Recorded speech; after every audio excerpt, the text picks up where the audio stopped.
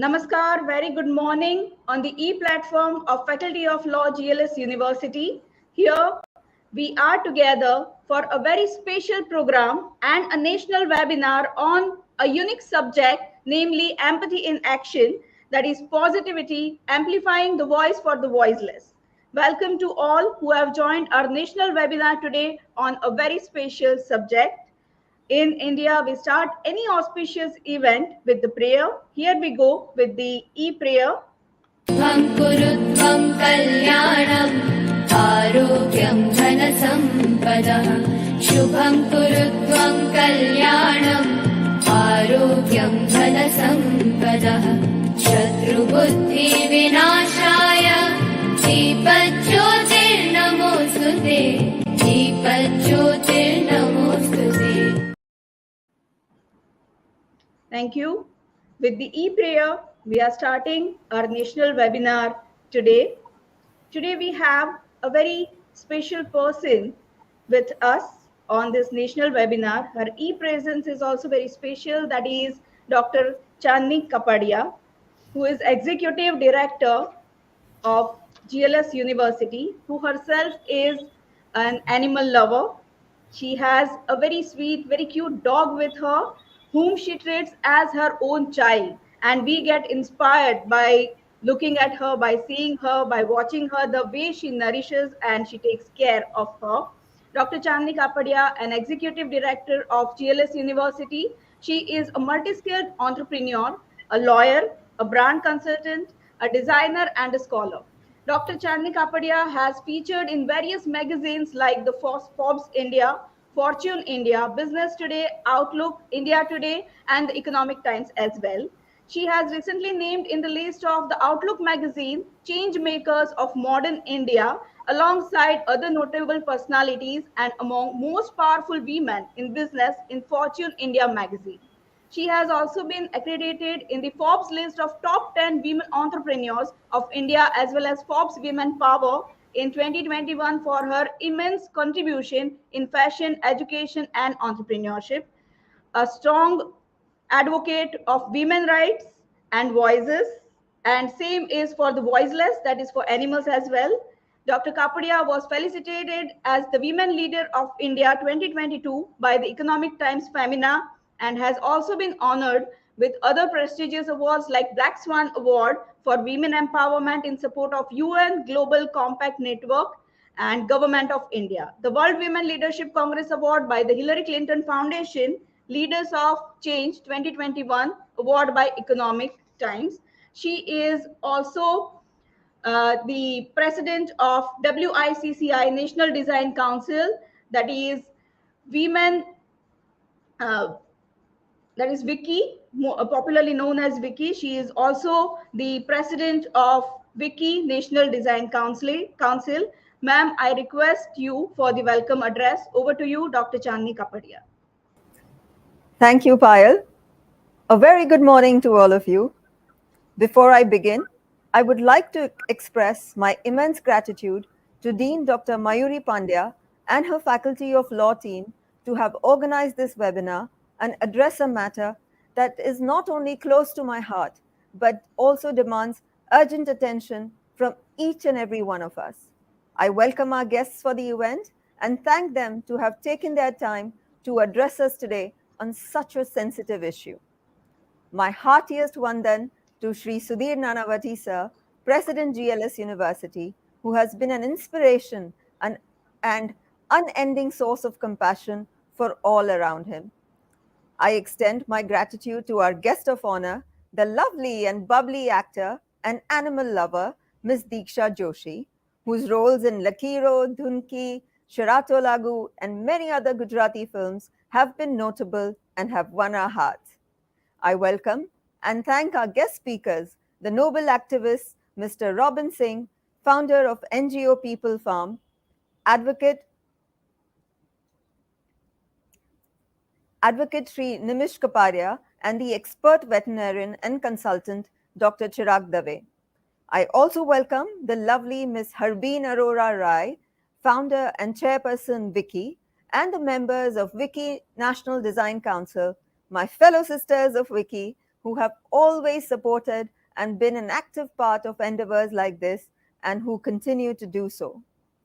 I extend my warmest welcome to my participants, rather, should I say, animal advocates, the deans, directors, faculties, and last but not the least, my very important dear students. I read this saying somewhere: the love for all creatures is the noblest attribute of man. But most of the time, we fail to remember that living creatures also include animals.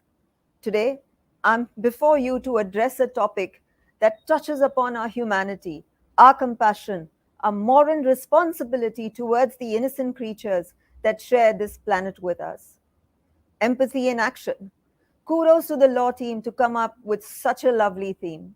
Empathy is not a weakness, it is a strength that distinguishes us as compassionate beings. It is the ability to understand and share the feelings of another, to recognize the inherent worth and dignity of every living being, regardless of species. Animals, in all their majestic diversity, enrich our lives in countless ways. They bring joy and companionship, inspire awe and wonder, and remind us of the interconnectedness of all us living beings. And remember, those who teach us about humanity aren't always humans. I would say at this point that some of us are fortunate enough to be blessed with our furry friends. I am. Most of the people who know me here know that I'm the most sensitive when it comes to my baby, my Zoe, who has changed my life, for good, of course. The joy and the companionship, the calmness she has brought to my life is unmatched. She is my Sherni, but melts my heart each time I look at her. And I'm sure she's the same. It's the same case with all of you who have a furry baby at home. अरे किसी जानवर को प्यार करके तो देखो, आप imagine नहीं कर सकते उनसे कितना सुकून मिलेगा. I recently came across news where passers-by near a bridge witnessed a dog lying next to a pair of slippers, refusing to move away from the spot. And on being further investigated, it was found that the dog was still waiting for the woman, for his owner who had jumped off the bridge few days back. Yet, tragically, these are the same friends who often become the victim of unspeakable cruelty, subjected to pain, suffering, and neglect. Most of the times, just because they are voiceless, people believe any treatment can be meted to them. This is a stain on our collective conscience, one that one must confront and eradicate. At this point, I would share an incident which still haunts me. I flew a pet-friendly airline 2 months back from here to Mumbai, and the cabin crew there harassed Zoe and me to that extent that by the time the flight ended, I was in tears. And not failing to mention that it is a pet-friendly airline which allows pets to travel in cabins with you.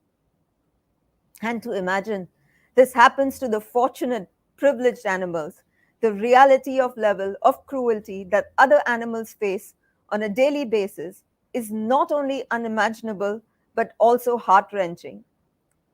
Recent incidents serve as stark reminders of the extent of this cruelty. The recent incident of mules of Char Dham Yatra, Kedarnath route being beaten, flogged, often drugged and worked to death to make them carry more load in strenuous conditions has gained nationwide attention. अरे जानवरों को दुख देके आपकी कौन सी यात्रा सफल होने वाली है यार? But what have we done to address these atrocities? Temporary measures. And again, after this few months, the same thing. From factory farms to circuses, from animals that are poorly fed and slogged mercilessly, from cosmetic testing to trophy human hunting animals. For our selfish means, we turn a blind eye to the smallest aspect of relating to animals as long as they're not in our home. I cannot imagine the level of torture these animals go through on a daily basis in the name of profit, entertainment, or convenience.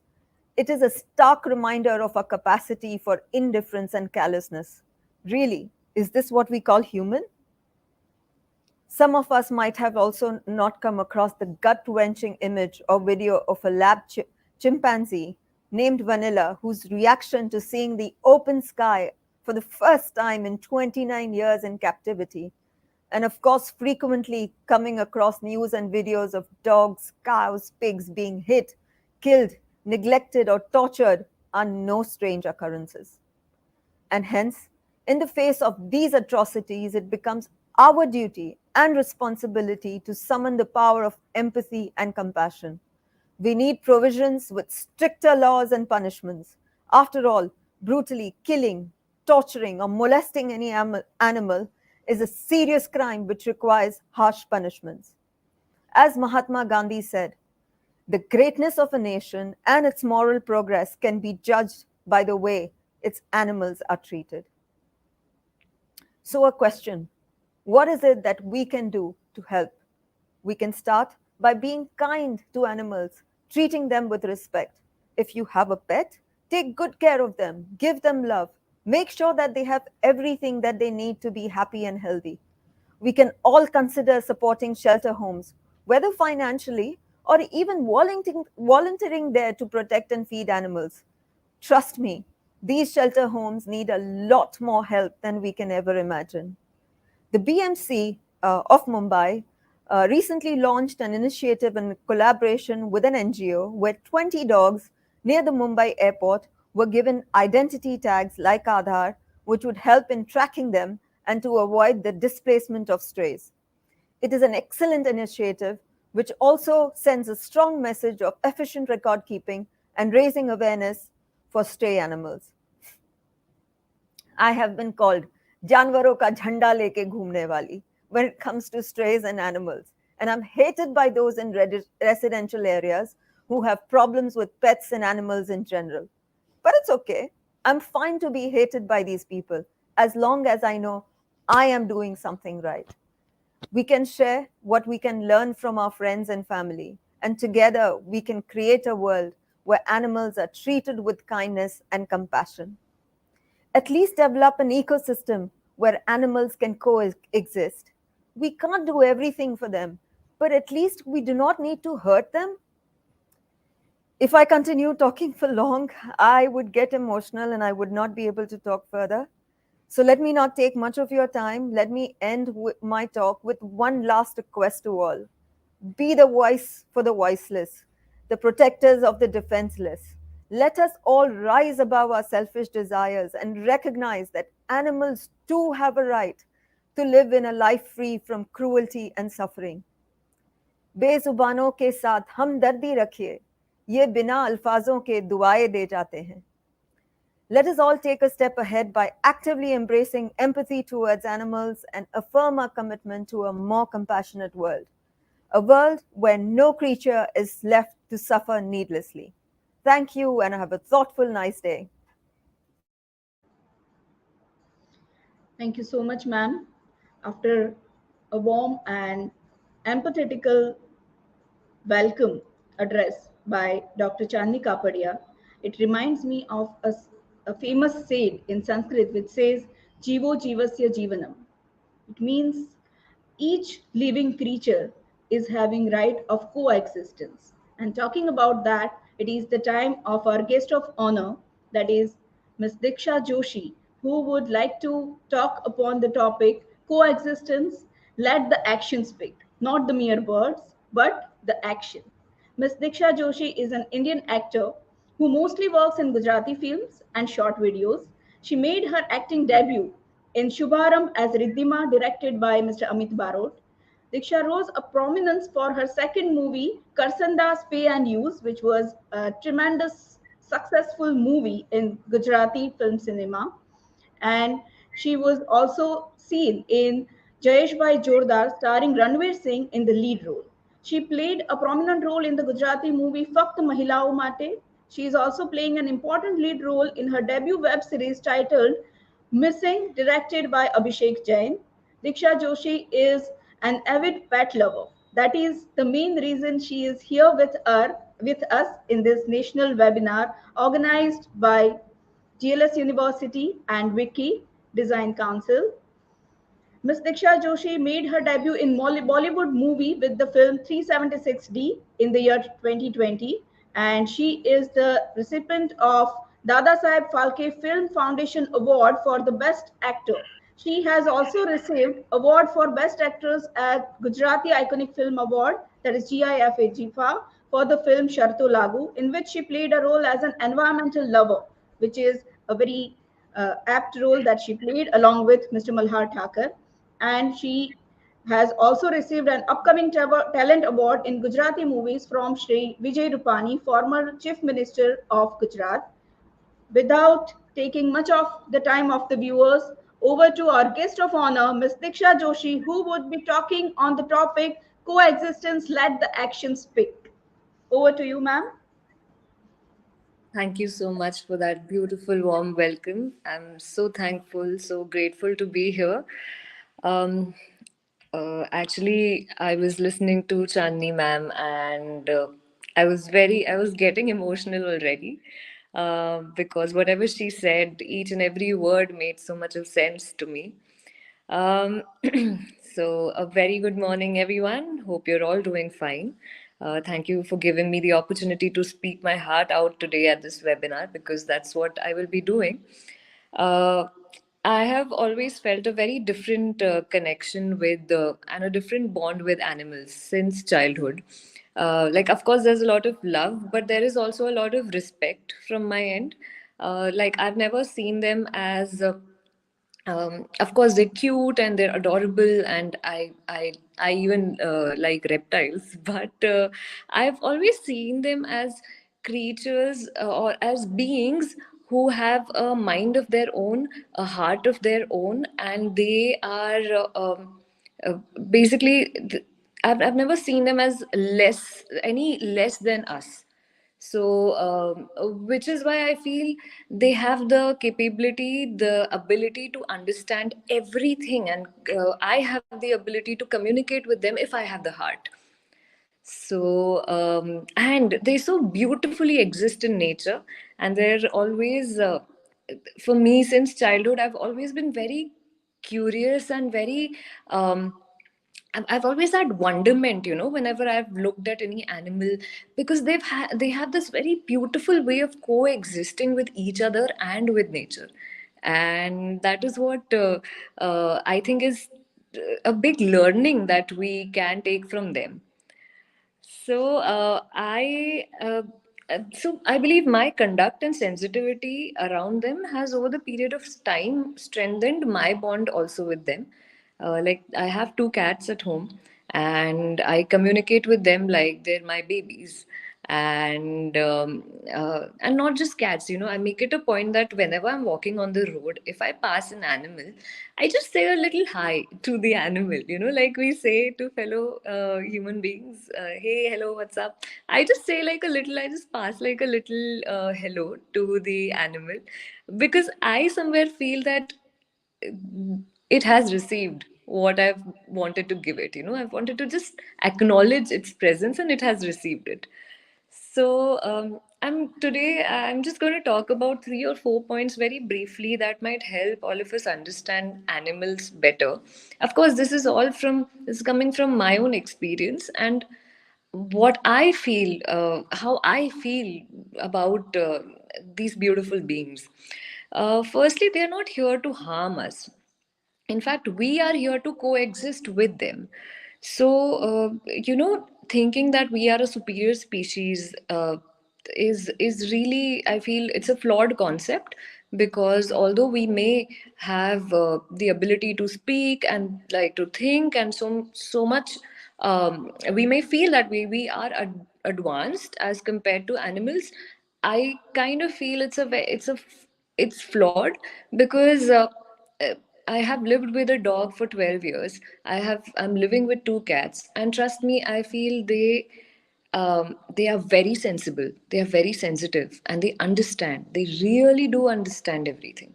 So although they might not understand very complex things, but maybe we human beings have made things complex for us. They understand simple things, and they teach me how to be simple in life and how to be happy in little things, which we over the period of time have, because of our complexities, we have unlearned how to be happy.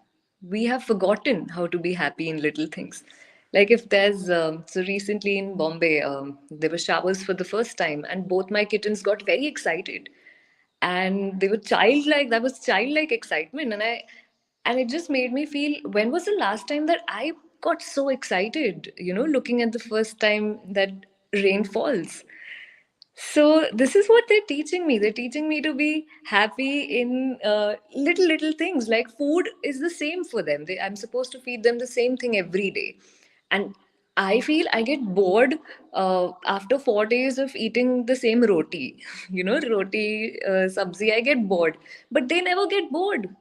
They're always excited when even if I'm feeding them the same food every day, they are equally excited. So they're teaching me how to be humble, how to be simple in life. And I also feel that if that I have witnessed this myself. I've seen people kick street dogs, and while riding on their bikes, they just happen to kick a street dog and leave. Um, I don't know where that is coming from, but it's important to identify how our conduct is in society, and not just with other people, but also with animals.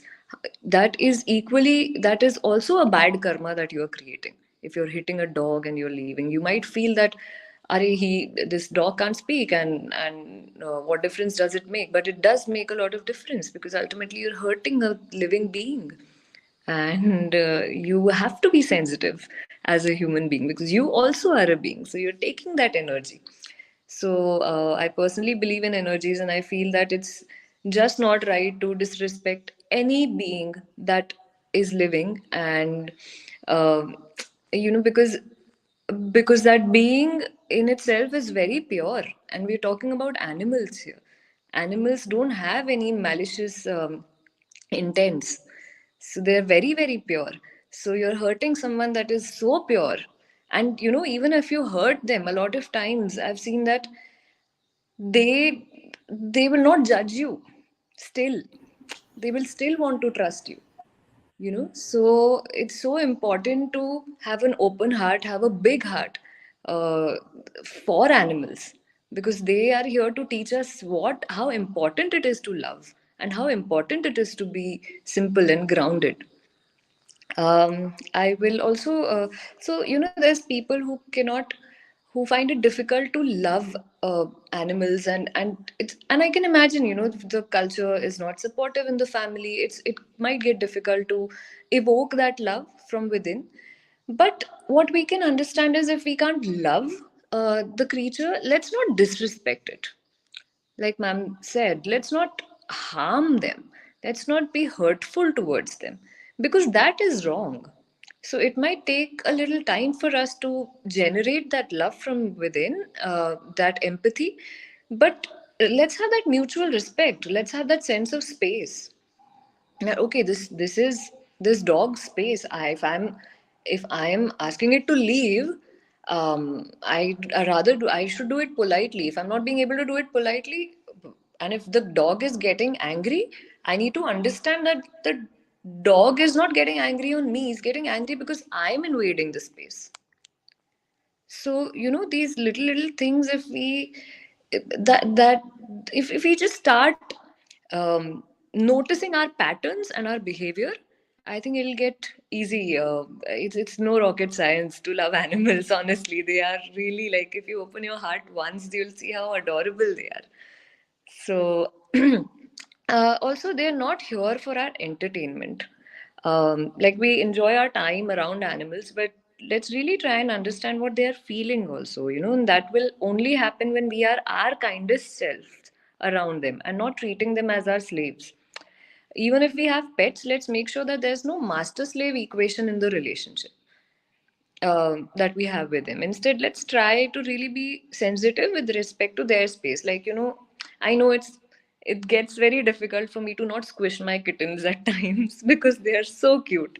But I still have started, making sure that only if she's in a good mood, and if she's allowing me to touch her, only then will I take her and I'll, cuddle with her. So I've started being sensitive to that extent, which I feel she is also liking, and now she is giving me more opportunities to cuddle with her. So yeah, so for example, we don't force people to talk to us, right? Like I wouldn't go on the road and be like, hey, you have to talk to me. So we should also not force animals to entertain us and to make us happy. Let them come to us on their own and really be friends with them. Giving them their space is very important. See them like human babies. Like babies like to be picked up and cuddled and played with when they are in good mood and not otherwise. We need to really make sure that the animals are in their happy space in order to receive love from them. Then, if we see violence happening to them of any kind, let's not hesitate before reporting it. Let's really understand the laws that are there, and let's not hesitate, because let's not be silent, is what I feel. Let's take the responsibility to make sure any issue involving stray animals, especially, is resolved peacefully. Because we don't want to create like a havoc in the society. We want everything to be solved very peacefully, and if they can't speak for themselves, we can speak for them. So let us be the people who, like ma'am said, even if we come across as झंडा लेके घूमती है, the point is that I'm doing something really good. And if I'm doing something really really good, that my heart knows is very good, uh, I shouldn't shy away from doing that.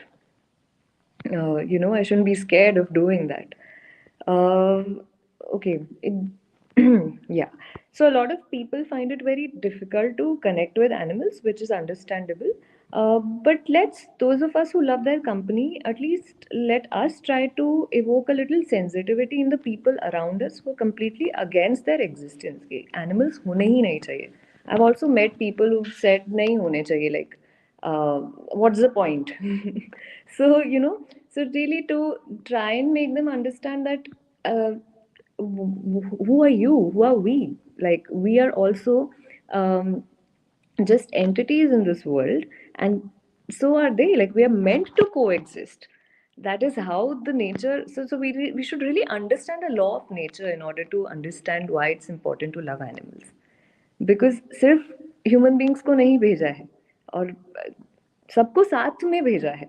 So if that is how the nature has built this world, let's try and understand what the nature is trying to teach us. you know that, and through of course having a heart to heart dialogue. Like when I was young, I used to fight with people. No, no, no, you have to like dogs. How can you not like dogs? And I would get into arguments. But over the period of time, I also realized that it doesn't help.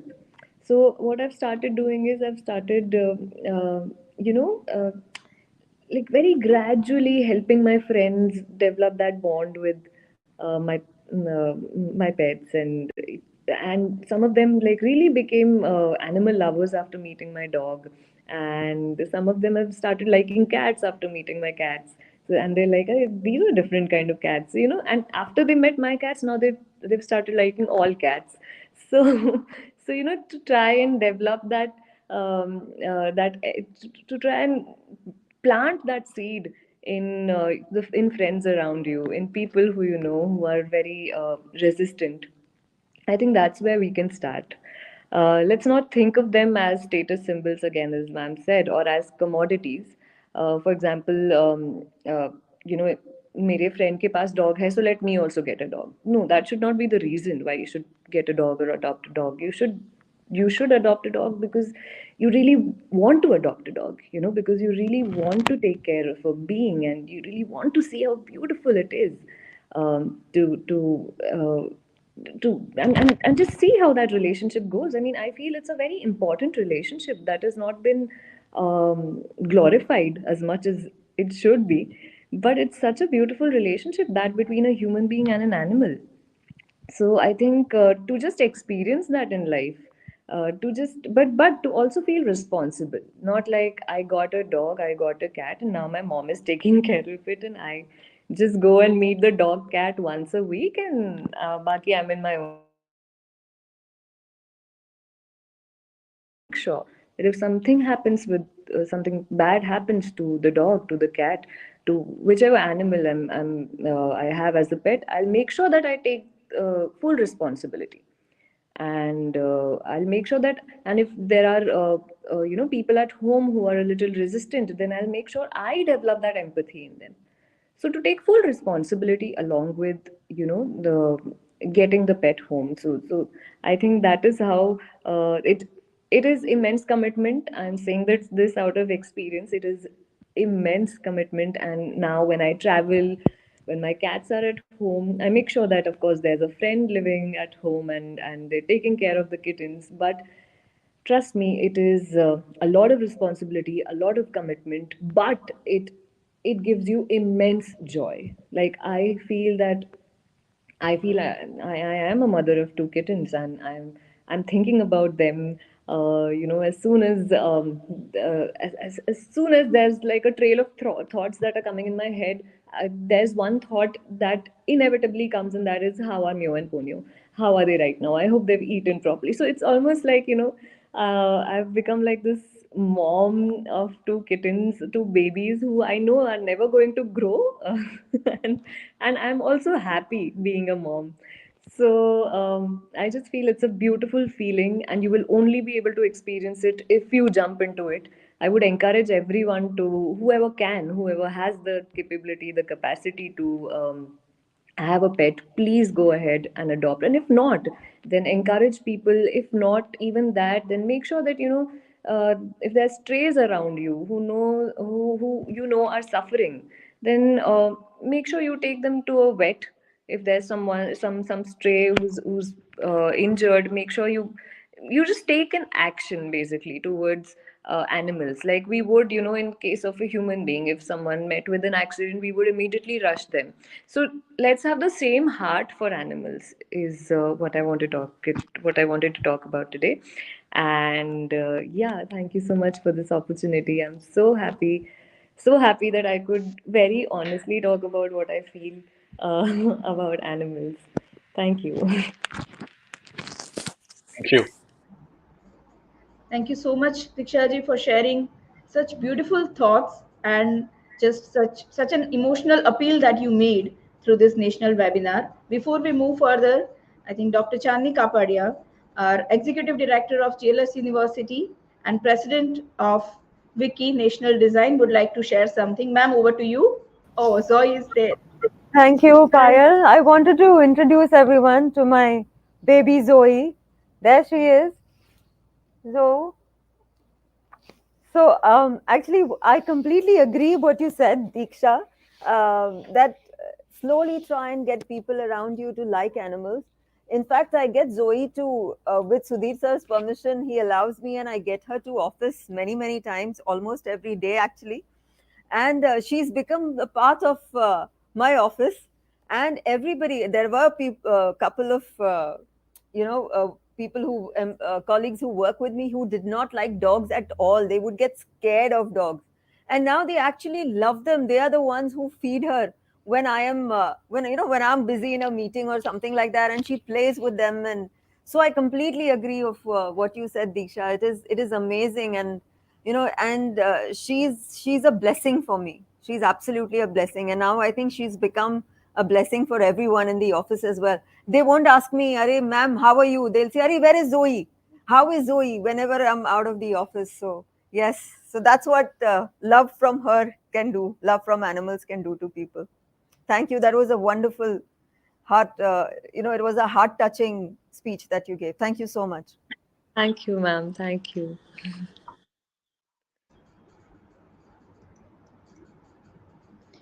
Thank you so much, ma'am, for sharing that and for having Zoe for our all the viewers of this national webinar. That is actually empathy in action. When it is from Zoe, it is from the animals for whom this national webinar has been organized by JLS University and WICCCCI, along with ELC, that is Environmental Law Clinic of Faculty of Law, the clinic which looks for all the environmental aspects, including animals, greenery, flora, fauna, and everything. Now it is the time to hear from the chief guest of the event, that is the head of GLS family, Dr. Sudhir Nanavati. I would attempt to introduce him for the viewers of our national webinar. He is one of the most prominent and leading lawyers of Gujarat.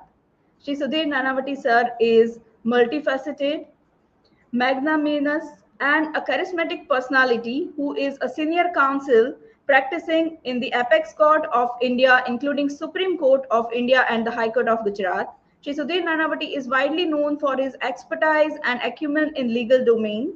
He is a person who will always be in support of youth irrespective of his busy schedule. As you can see here today for the national webinar on a very different subject, he is there for the viewers of this webinar and all the participants who have joined from different places of the nation.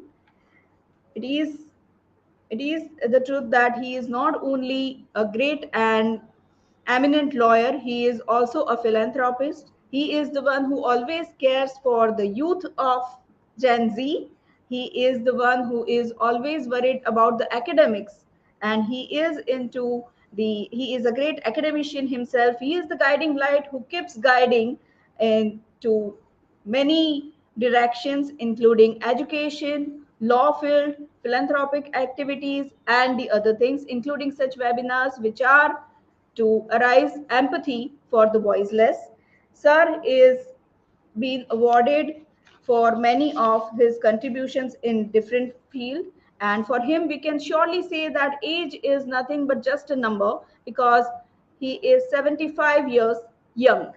He never gets old with the number. He gets young day by day. And here he is with us. I would like to request Dr. Sudhir Nanavati, President of GLS University and Senior Counsel, Gujarat High Court, to address the esteemed audience of this national webinar. Over to you, sir. Thank you, Payal, for nice words and introducing me as a young 75 years old person. A very good morning to all of you. The guest of honor, Miss Deeksha Joshi, a renowned actress of Indian cinema. The guest speaker of the subject, Mr. Robin Singh. My professional brother, Advocate Nimish Kapadia. Dr. Chirag Dave, Dr. Chandni Kapadia, President, WICCCCI National Design Council, my colleagues at GLS University, and dear students. I, on behalf of GLS University and on my behalf, I extend a warm welcome to all of you who have gathered here for this webinar. I would like to express my heartfelt gratitude to Dean of Law, Dr. Mayuri Pandya, and her team members for selecting an exceptional topic that demands our immediate attention in these rapidly evolving times. Throughout mythology and scriptures, animals and birds have often been portrayed as vehicles or embodiments of gods and goddesses. When I look at small children or even elders troubling animals on the streets or in public places, I realize that it is necessary that we recognize the need for instilling the compassion in children from an early age. We often forget that animals also possess emotion and experience pain in a manner akin to our own. They might not be able to speak in our language, but they communicate the same pain with us through their unique means, and more particularly from their eyes. Many times I have seen that the people do try to feed the animals by throwing the food articles towards them, or in the manner in which even the animals may feel a sense of insult. In my personal opinion, I believe that the animals are having the same sense of feelings like human beings, by which they also feel joy, sorrow, love and affection, insult, etc. Therefore, I suggest, and more particularly to young students present, that please treat animals like your dearest and nearest. I have a small dog in my house, and we all family members treat him like one of us. I never give him food articles by throwing the same towards him, but I call him near me and give him in his own plate. Since he is tiny, he sleeps with us in our bed or in his own bed. That is the type of feelings and attitude which should be kept by everyone. It is also true that everyone is having the fear to some extent as far as the animals are concerned, and more particularly like dogs or many other types of wild animals, that by going near to them, they may bark or attack. There is nothing wrong if you try to be safe in such type of situation. My experience with animals, birds, etc., has taught me that they need proper care and caution as well as love and affection.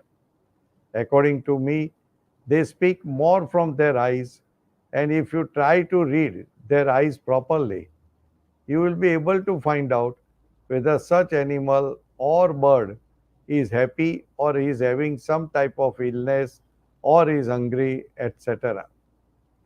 According to me, in 21st century, if one has to have best friends in life, keep the type of animals which you like, and they would be your best friends, and more particularly the dogs who are really faithful in all respects.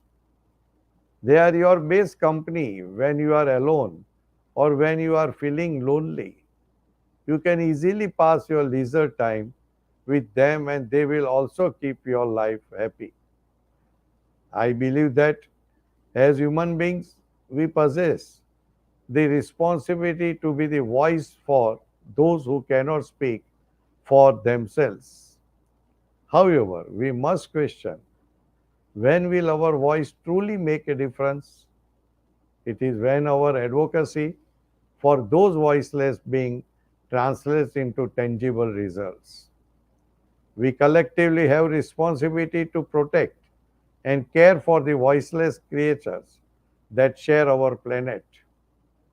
To protect the rights of animals, according to me, there is a need for making stricter laws and measures to prevent the cruelty towards animals. By posing harsher fines, imprisonment, and by implementing educational programs in schools, colleges, and communities, we can foster compassion and empathy towards animals from an early age. No doubt, some legislation is there. It is frequently insufficient, inconsistent, or lacks of effective enforcement. We must strengthen the penalties imposed for acts of animal cruelty. It is important for us directly tackle this issue and advocate for more stringent laws and measures which will act as stronger protection for animals. My request to all the law students and the lawyers present in this webinar to actively engage and collaborate in our collective efforts to enact improved legislation for the welfare of animals. I know that there is a still long way to go in truly developing a solid foundation for animal law in India. But till then, what is the least we can do for the voiceless is first be loving human beings and rise above the indifferences. It is only that when we collectively take a stand against animal cruelty and work towards the creating a world and share it equally with all living beings, will this world be a better place to live in. So let us work together to bring about the meaningful legal reforms that ensure better treatment and justice for vulnerable beings. I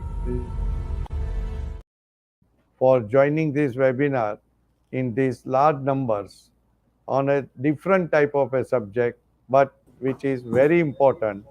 And I thank the guest of honor, Ms. Deeksha Joshi, and all others for sharing their views as well as sparing their valuable time for this webinar. Thank you very much.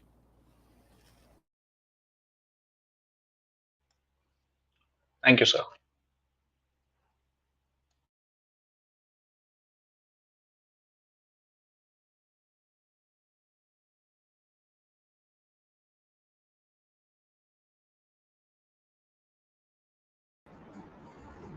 Thank you so much, sir, for your inspiring words. Now, I think Mr. Robin Singh is joining with us soon. He is there in backstage. He'll be joining in a couple of minutes with us. With the permission of Shri Sudhir Nanavati sir, Dr. Chandni Kapadia ma'am, and all the dignitaries who are present in the national webinar with us today, we would like to launch the campaign for today's national webinar, that is Empathy in Action, with hashtag that is positivity, saving the life of animals. We are launching this campaign as it is the Environmental Law Clinic, Faculty of Law, GLS University, in association with Women's Indian Chamber of Commerce and Industry, that is WICCCI, is launching its campaign that is Empathy in Action, Positivity, Amplifying the Voice for the Voiceless, which is in line with this webinar's aim, which is empathy in action for the welfare of the voiceless animals. The hashtag for the campaign is positive life. It is positive with positivity, and the paw in the hashtag means positive, which would aim to motivate the students, participants, and all the animal lovers of the nation to take positive action for the welfare and protection of all animals, including stray as well as the pet animals. The webinar shall motivate them to adopt one stray around one's residence area, and where they would take the responsibility of taking care of it and post a photo with the said animal with the hashtag of positive life of their social media handles, and tagging the friends, colleagues, and encouraging them also to do this and taking the responsibility and spread the word for the same. Herewith, we are launching it. We would request all of you, those who are watching us online and those who would be watching us through the link in future, please make this video viral, make this campaign so viral, and with hashtag positivity, please help positively to all our animal friends. Thank you so much, everyone. We are launching it.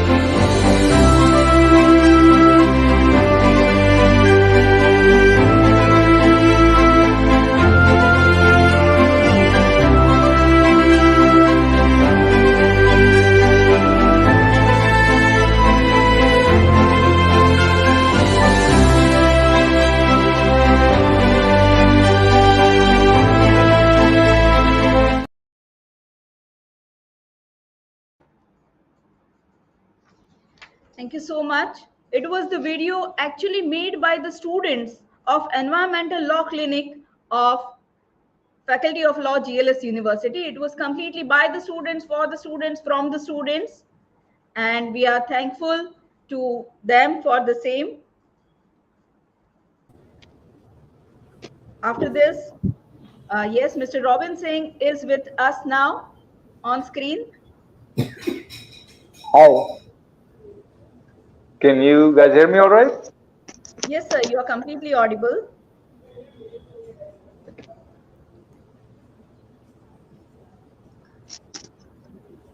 I think there is another video, sir. I'm just removing it.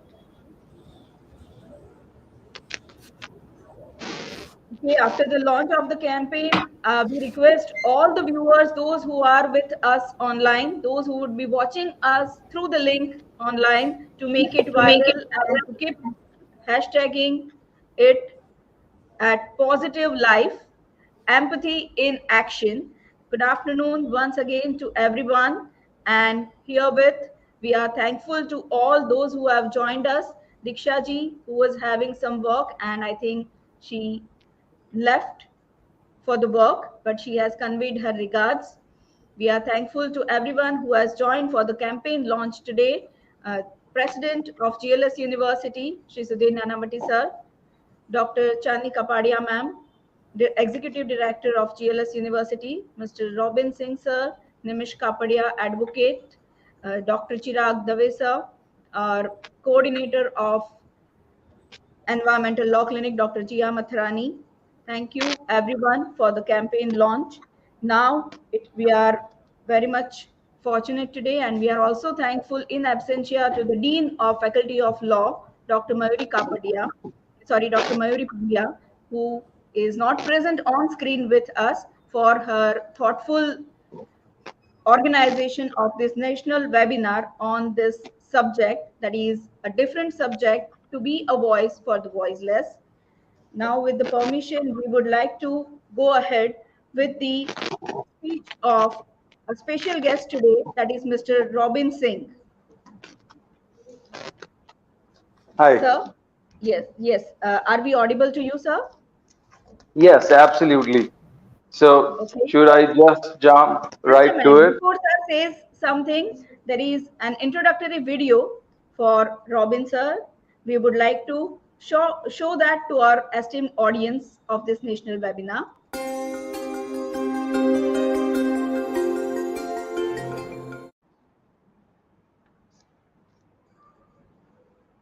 I think.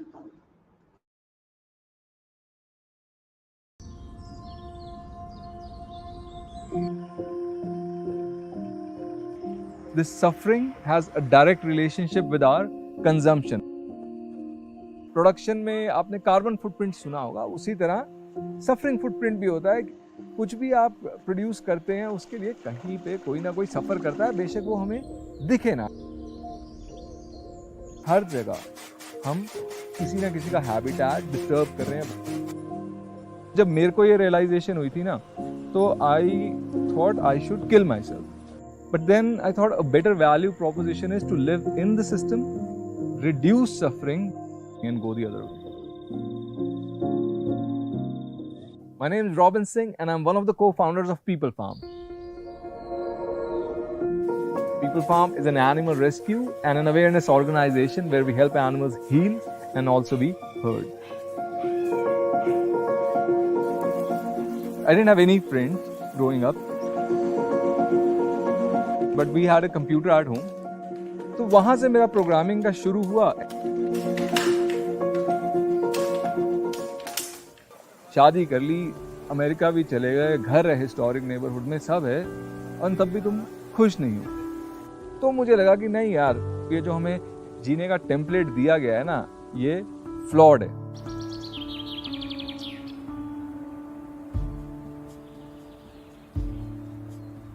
Lauren was this really old anaemic lady, she was broke, और वो 40 से 60 stray dogs की help कर रही थी। वो restaurant से खाना वगैरह जूठन इकट्ठा करती थी और उनको देती थी। तो जब मैं उनसे मिला ना, तो मेरी जो लाइफ की फिलॉसफी है वो कंप्लीट हो गई।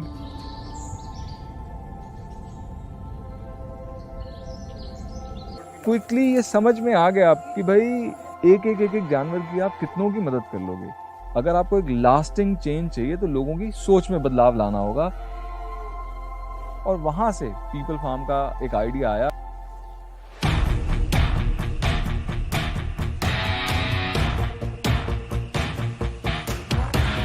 अब आप किसी जानवर को पकड़ने जा रहे हो तो वो आपको देख के भागता है. This is really challenging because when we slip up, and we do, we lose lives. हमने शुरू किया, हमने हजारों जानवरों की मदद करी है. ये तभी मुमकिन है क्योंकि हमारी टीम डेडिकेटेड है and they are willing to put themselves at risk to help animals.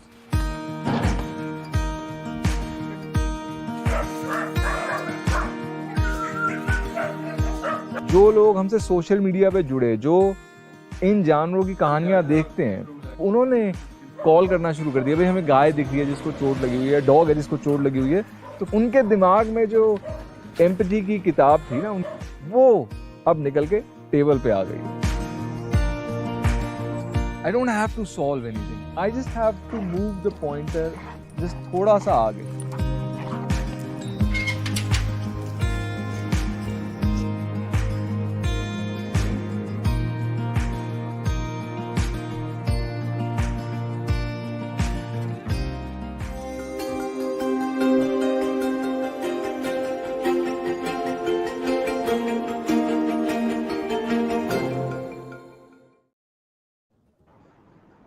Thank you so much for that super video introduction of our special guest for today, Mr. Robin Singh ji, who is an entrepreneur and who is also the co-founder of PeepalFarm, Dharmashala, Himachal Pradesh. As his video is self-explanatory, I think we don't need to say much about him. He is a great animal lover and he is the exact example when we say that empathy in action, because he has not spoken only, or it is not mere words about the action, but he has actually taken action and he has been involved with it since 2013.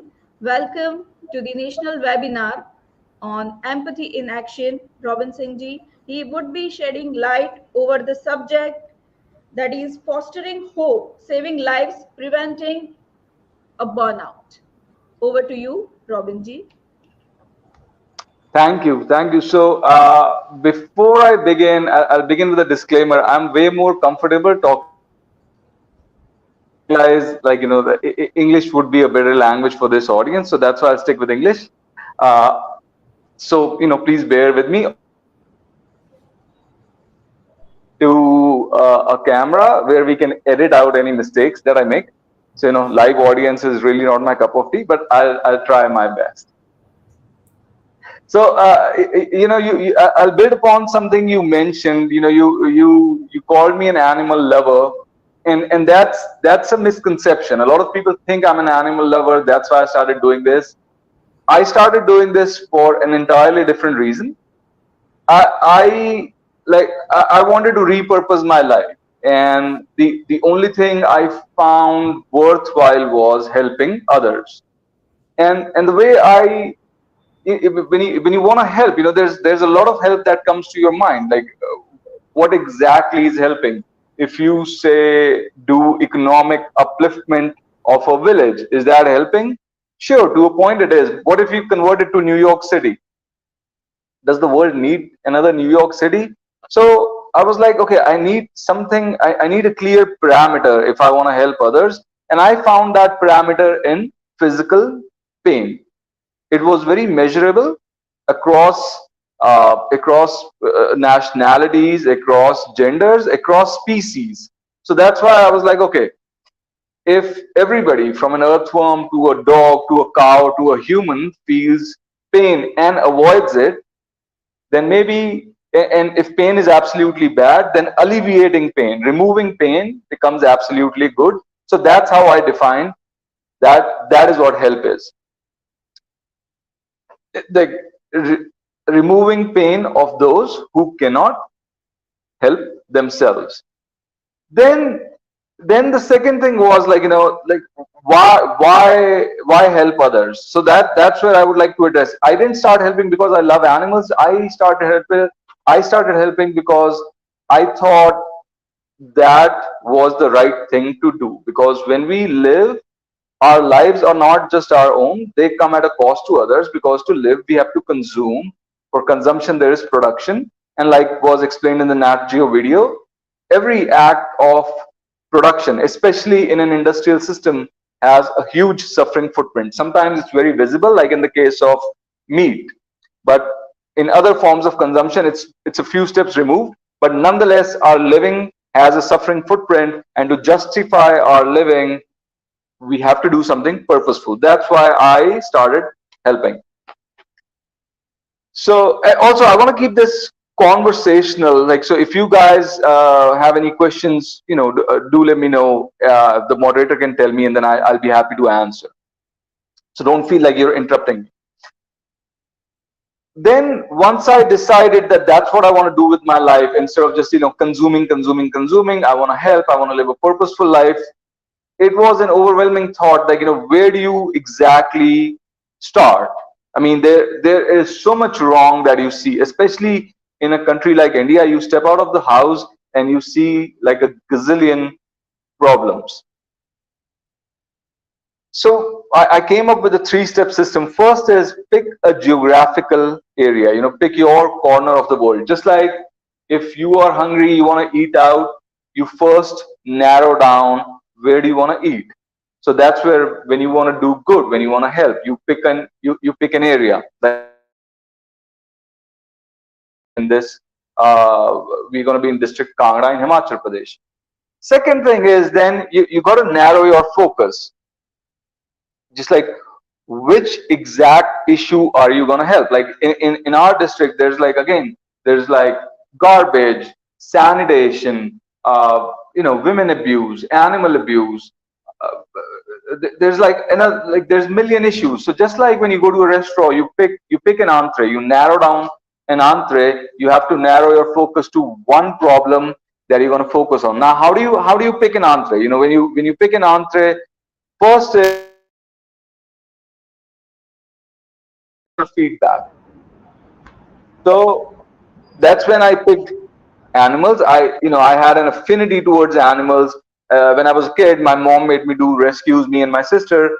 So I was like, okay, if I'm working with animals, it's going to give me some emotional feedback. That emotional feedback is necessary. It kind of lubricates the wheels. It makes doing what you're doing easy. Second is, what can you handle? So in case of an entree, again, it is like, is it gonna be too spicy for me, or is it something I can handle? So when you pick a cause, it's like, is it aligned with my capabilities? Because you don't want to pick something which requires a skill set that you don't have. Point number 3 is, again, I'm going to go to the metaphor of picking an entree in a restaurant, is how do you, can you afford it? So similarly, when you want to do good, it's about, can you, do your circumstances allow you to do this? And these circumstances could be anything from your financial resources to your familial responsibilities. Sorry, the video is a little stuck. Can somebody confirm if you can still hear me and see me? So you are completely audible and you are visible, but the only thing is video is not moving. Your voice is completely okay. You are audible perfectly. Okay, I can continue like this. I'm not moving about much anyway, so a still picture is the same as a video in this case. I hope that's okay. Okay. Now I'm going to build on this metaphor of picking an entree in a restaurant. So you've narrowed down your area, you've picked your cause, and you know what your capabilities let you do. What is the next step? That is again overwhelming. So I say, just like when you start eating a roti, you do it one bite at a time. So you have to do one small step at a time. So let's say I decided I want to help animals. I want to help them in district Kangra. It's something that's within my capabilities because I know basic dog behavior. I speak the language. You can start with just simply putting water bowls out in summers for dogs, or you can start putting beds in winters, or you can start feeding strays, or you can learn first aid and take care of a lot of small injuries on the street. So that would be your first step. And this first step, it gives you agency. It lets you it lets you feel that I can do this. And I think that goes a huge way towards giving you hope. So as long as your every step does more good and less bad, you just got to take one small step after the other. Then, when you start doing this work, and I'm going to switch to, like, when you start helping animals, as soon as you move your focus towards that, you'll see a lot more suffering than was visible before. And that can really overwhelm you. And that's where your focus comes in the picture. Imagine suffering is this immense, vast field of darkness, and your focus is this really sharp flashlight that you can point to one thing. So I would suggest point that to a solution, point that to what you can solve, and just you have to ignore all the suffering, all the problems that you cannot solve, because all that's going to do is otherwise emotionally drain you. You guys with me so far? Yes, we all are. And there is a question, if you can read Yeah. it on the screen, that what are the measures by which we can change the mindset of people regarding animal welfare? That is the question that has been asked by Rachit Tiwari, who is a student and who wants to ask about what are the measures by which we can change the mindset of people regarding animal welfare. See, this awareness work, it's not like a business where you can have KPIs and you can, like, exactly measure the amount of growth or the, like, what impact have you caused. It's more like growing grass. You don't see it growing, but you still have to mow it every few weeks. So for us, we have a very fuzzy measure. We look at the videos which we put out, and we look at the comments, the kind of comments we are getting. As long as we are getting enough comments where people are saying, hey, I turned vegetarian, I quit consuming dairy, or I reduced my dairy intake, or I was going to buy a breed dog, but now I'm adopting a desi, or you guys inspired me and now I've started feeding stray dogs. As long as we are getting those kind of comments, we feel we are on the right track. So it's still fuzzy at best. It's hard to measure. I'll give you one more example. Sometimes we put out an awareness video and we see whether it performed or not based on how many people saw it till the end. So say if we are telling story of a chicken and like 50% people stuck till the end, then we know, yeah, it was engaging. A lot of people received the end message, and some of them maybe will change. Does that answer your question, Rajat?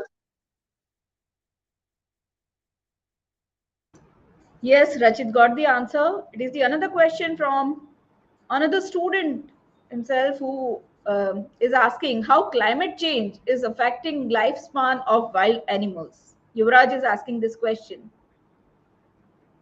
I don't think I can answer that intelligently because I have no experience with climate change or wild animals. But if I just have to take a layman's guess, I would say it's probably wreaking havoc on them as it's wreaking havoc on us, and we have so much ability to control our environment, and wild animals or any animal doesn't have that ability. I mean, so things are getting worse for anybody who doesn't have a roof over their head.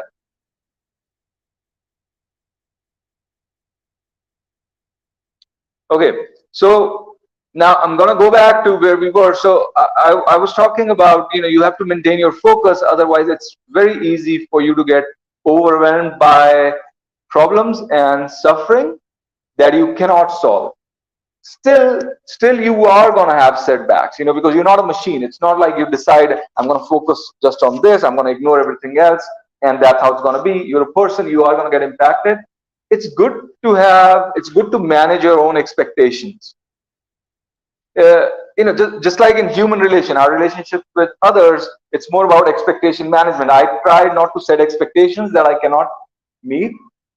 Same way, I have to set expectations for me, so I have lesser setbacks. So the first expectation, and this is something I learned from my mom, was, she had this expectation that life is fair, that she's a good person, life's always going to be good to her, and she was unhappy for most of her life because of this expectation. I don't have that expectation. It's not a physical law. It's not like gravity. Nowhere it's said or observed that life's going to be fair. So be prepared for things to go wrong, even if you are doing everything right. Then when you are in this journey to bring change, when I started, I was younger. I was 32. So, for me, everything was, and I came from a very capitalistic mindset, because before this, I was running a tech company. I wanted everything yesterday. I wanted it done, everything war footing. So I was like, it's a sprint, go, go, go, go, go. And pretty quickly, that would have burnt me out. So I changed how I looked at it. I was like, okay, this is not a sprint. This is a marathon. If I have to do this sustainably, I have to go slow. And then eventually I realized this is not a marathon either. This is more like a relay race, because I am not going to be able to solve anything in my lifetime. I'm just going to be able to move the marker a little bit, so just a little further than where I found it. I mean, look at the human history. We were all very wild, savage. Then we formed tribes, and there were wars, and then now we are in a civil society. So a lot of people moved the marker of humanity a little further along. That's what we are here to do as well. Then the third thing, so the first is life's not fair. Second is it's a relay race, doing good. Third is you have to learn to switch between different modes of thinking. And this is not something they teach you in school.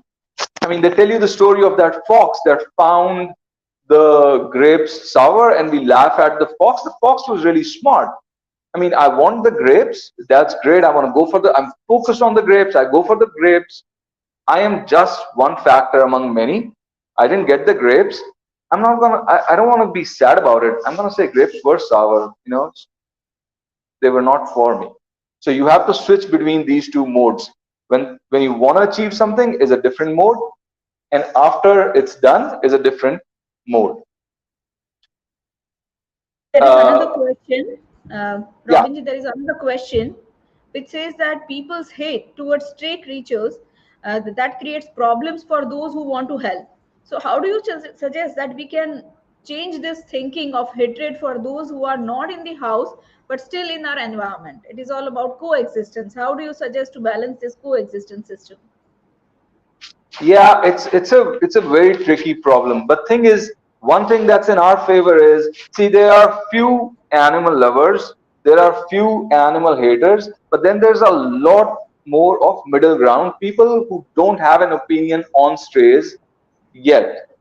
So if we can gradually, so it's very hard to take a hater and convert them. But if you take a neutral person and try to bring them on our side, like on the side of empathy, on the side of compassion, the right thing to do, that's easier. So if more and more people are visibly, and I'm going to explain visibly, more and more people are going to help animals and put that on social media. So it's not like, I'm going to switch to Hindi. पहले होता था कि एक काम से अच्छा करो, दूसरे से पता ना लगो. I say एक काम से अच्छा करो, दूसरे से, you put this on social media, make it trendy. And okay, I'm gonna go on a tangent here for a second. When Apple launched iPod, the first time they launched iPod, before they even launched, there was a problem. The iPod was going to be so small, it's going to be in people's pockets. How will everybody know that that the person in front of me has an iPod? And if they can't see the iPod, why would it influence them to buy an iPod? That's when, before that, headphones always used to be black. So Apple came with white headphones because they were visible. So when people saw, this guy has a white headphone, they have an iPod, that's what made it trendy. So that is what we need to do. We need to visibly feed animals, help animals, make it cool, make it trendy, whatever's, then get more people our way. And then eventually we just have to kind of drown out the haters. It's a long play. It's a long play. It's not going to happen tomorrow.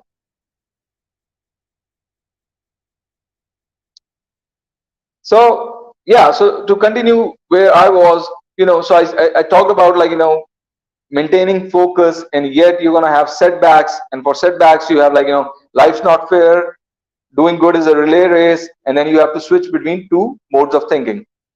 Still, even then, there are going to be days which are going to be, worse than cloudy. They're going to be stormy, downright bringing you down, and you're like, I don't want to do this anymore.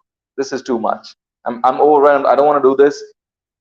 So at that point, you have to think about two things. One is, no matter how bad your situation is, the situation of the one you're trying to help is worse.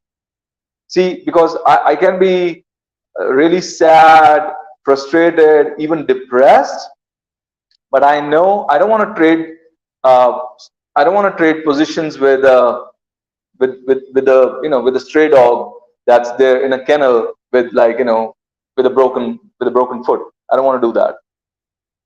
So that means he's worse off. I'm better off. That means, okay, I'm going to hunker down. I'm going to just wait this bad period out, and I'm going to go out again tomorrow and help. And then there is a prayer that I fall back upon often, and that is, like, God, and you can, I believe in God. You can believe in universe, nature, whatever have you, that give me courage to change what I can, give me ability to endure what I cannot change, and give me wisdom to differentiate between the two. So, so there's that serenity prayer that I keep close to my heart. That helps me. And even then, if nothing works, I'm on the edge.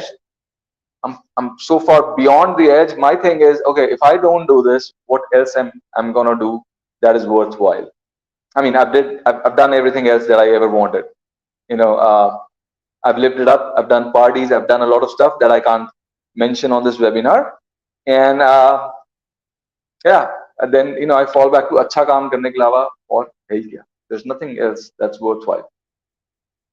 So yeah, that's my piece. Okay, there is a question from our one of the viewer, Narendra Brijesh. He wants to ask that how to convince my parents for adoption of pets, how to change their conservative thinking. What do you suggest? What help do you suggest for such youngsters who wishes to adopt but parents disagree to that? I think that might come. I can try to just answer this, but this would be better answered by somebody who has convinced their parents. I'm more like I was more of a rebel and financially independent early on, since I was 17. So I did what I wanted to do. Okay, there's a question from a student, Dia Patel, who wants to ask that what are some of the biggest challenges facing animal welfare organizations in India, and how can they be addressed according to you? I think the first and foremost, a lot of animal welfare organizations are struggling because of a lack of funding. So that's a huge one. And I think if they can define what they have set out to do, like define the scope, define the vision very well early on, convey it to people. So keep it very transparent. So trust me, there are people who want to help, they want to give money, they just don't know who to trust. So if you build that relationship with your supporters over a period of 3 years, I'd say you can be financially self-sustainable. But a huge part of that is also limiting the scope of what you do. So for first 3 years, you have to rely on your own pocket, friends, family. And if you know that you're only going to be getting 10,000 rupees a month, then you define, like, I'm going to be only helping 2 dogs a month. So you define that, you do that, you put it on social media, build it like a resume, and then gradually build a support. Second thing is, uh, a lot of people don't understand the legal structure of this. They don't understand that, if they're like, oh, if I'm doing this, how will I support myself? So they're trying to do this with their day job. And if your day job is like really high paying and it can fund your work, it's a different story. But if you're working like a crappy day job and also running a non-profit, it's better to quit your crappy day job, take a salary from your non-profit, but be transparent about it. Tell people that, hey, if I would hire any other person as a manager, I'd have to pay them. That's why I'm giving myself 20,000 salary or whatever. So you build that organization structure, define your organization scope, what you are going to do in the organization, what is the salary you are taking, be transparent, and just like add 1% at a time and build financial support.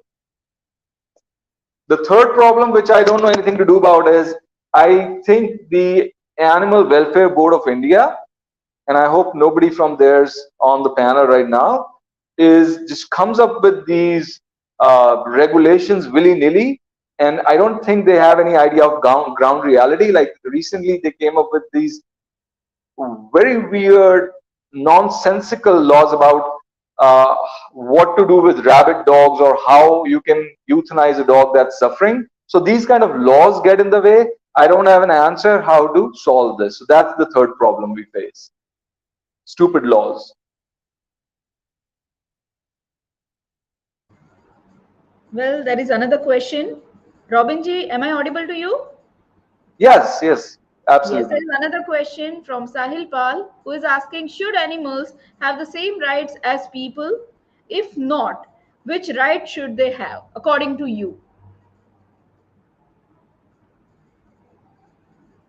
I think they should share the same basic rights, like like the basic liberties that we are born with, which is a right to live a suffering-free life. They should have that right.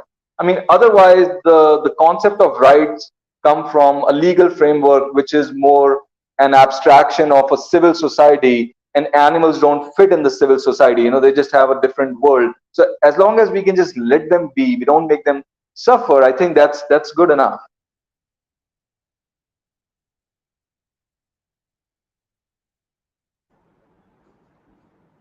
Okay, thank you so much. These are the questions, and other questions are just getting repeated. But this is one more question that is from Maitri Patel, who is asking, sir, there are many people who adopt animal and then leave them on the streets. What, according to you, should be the solution for this? Right. So that, exactly to avoid that, when we adopt a dog out from here, one, we kind of give them like, we sell it like a used car. It's like, hey, if you have any trouble, bring the car back. So same, if you have any problems, bring the animal back. We'll do treatment free of charge. And we make it clear that there is no shame in bringing the animal back. There is no stigma attached to it. That way, we kind of ensure when they run into a problem, there's a high probability they'll bring the animal back. And people have adopted from us, even in neighboring states like Punjab. And because of this, because there is no stigma attached, they have sent the animal back. So there should be no social media shaming around it. Okay, now this is a very thoughtful question that has been asked, that breeding versus adoption. How to resolve the issue that has a long lasting impact on the health of the animals because of breeding? Simple answer, stop breeding. We got plenty of animals on the street, and if you absolutely must breed because somebody has put a gun to your head, then make sure you're not inbreeding. But really, just stop breeding. Okay, another question is that it is to you, that sir, people feed leftover foods and glucose biscuits to strays. Although their intention is good, but isn't it unhealthy and harmful for them? This question is It asked is. from Wafi. Yes. It absolutely is a lot of organizations, individual rescuers do awareness about this, but it's going to have a trickle effect. Gradually, it will reach masses. Thing is, I think there is a lack of alternatives as well. So if you see like a dog who's begging food from you, you are at a bus stop. I know even if you know that glucose biscuits are bad for them, you still might give one to them. It's the same way. I know chips are bad for me. If I see a packet of chips, I might buy it. So it has to be a combination of awareness plus alternatives. Okay, Vegisha wants to ask that how can we make an organization to create animal welfare awareness and make a nice environment for animals? It's a very broad question. Can you clarify? You mean like legally, or how it's going to look on the ground? Because legally, all the on the ground. Okay. So see, when we started, it's a good question. When we started, the idea of involving and inspiring people was baked into the intention of PeopleFarm, because we knew that we are not going to be able to scale to help all the animals. I'm going to go on a tangent here. So the reason why we call ourselves PeopleFarm, there's 5 reasons. I'm going to tell you. One was that no matter how big a people tree gets, it still has a certain area that it covers. But another bird can come, pick a fruit, take it, drop elsewhere, and start another people tree. So that's why we were called PeopleFarm. So we wanted to involve and inspire people. The first methodology we used was volunteering. So we would get a lot of volunteers here, mostly from Western countries, because when we started, volunteering wasn't that popular in India yet. And people would come here from all these European nations and from North America, and they are brushing cows here, they are brushing dogs, and we wouldn't say anything to them, but the imaginary boundaries they had between the two, dogs we love, cows we eat, those boundaries began to collapse. And for a lot of them, their vegetarian journey started here. Now, it was very effective, but it was very small. We only had like 100 people a year that we were reaching. So that's when we took to social media to increase our reach. But social media is again, a very broad word. What exactly are you doing on social media? If you just get on, which is what I did, I got on, I made a preachy video, 3 people watched it. Not effective. Then I was like, okay, I have to be more witty. I have to be more clever sounding. Then I made sarcastic videos. Well, that didn't work either. I got a lot of praise from fellow vegans and vegetarians and animal lovers, but people whom I wanted to change, I was antagonizing them. I mean, that's what sarcasm literally means, searing of flesh. So if people whom I want to change, they are my clients. If I'm searing their flesh, they are running away. They're not coming to me. So to answer your question, what we did for an awareness organization was to pick storytelling. So when we are telling stories, they connect with people, and then those stories tend to remind them of what they already knew as kids, that animals also feel pain. And then then you can of course diversify those stories in like a million issues and million subjects and so on and so forth. Absolutely. Do you really think, this is the question from another viewer who wants to ask that, do you really think that the dogs adoption centers are taking care of dogs when they are increasing crossbreeding, which is harmful for the animals? Which care is actually being taken? One, I don't know what dog adoption centers are. If they're talking about shelters, when the shelters take in dogs, either, again, it would vary from shelter to shelter, but ideally they should be sterilizing at least the females or keeping males and females away. But I don't think they're doing anything worse. If they're not doing that, I mean, they're letting the same thing happen that's going to happen on the street. Okay, Daksh Sangvi is having question, who is asking that some people make business out of animals by starting a dog or cat cafe and the parlors for them. Is it violating the rights of these voiceless animals? Sorry, my understanding of a dog or cat cafe was where it's a cafe where you can take your dog or a cat. It's like a, but beyond that, I don't have any information on what a dog or cat cafe is. Okay, okay. It is another viewer who wants to ask that, sir, should PETA, that is PETA, PETA, make more stringent laws for dog harassment or for animal harassment in particular? See, PETA doesn't make laws. PETA can try to push for a policy change, but I am no one to tell them what they should or shouldn't do. I think that's something I would like to address. A lot of people like to tell non-profits what they should do. A lot of people try telling me that. The conversation doesn't go very well. But I think we pay taxes to our government. Those are the people we elect. If anything, we should be telling government officials what they should be doing and not non-profits.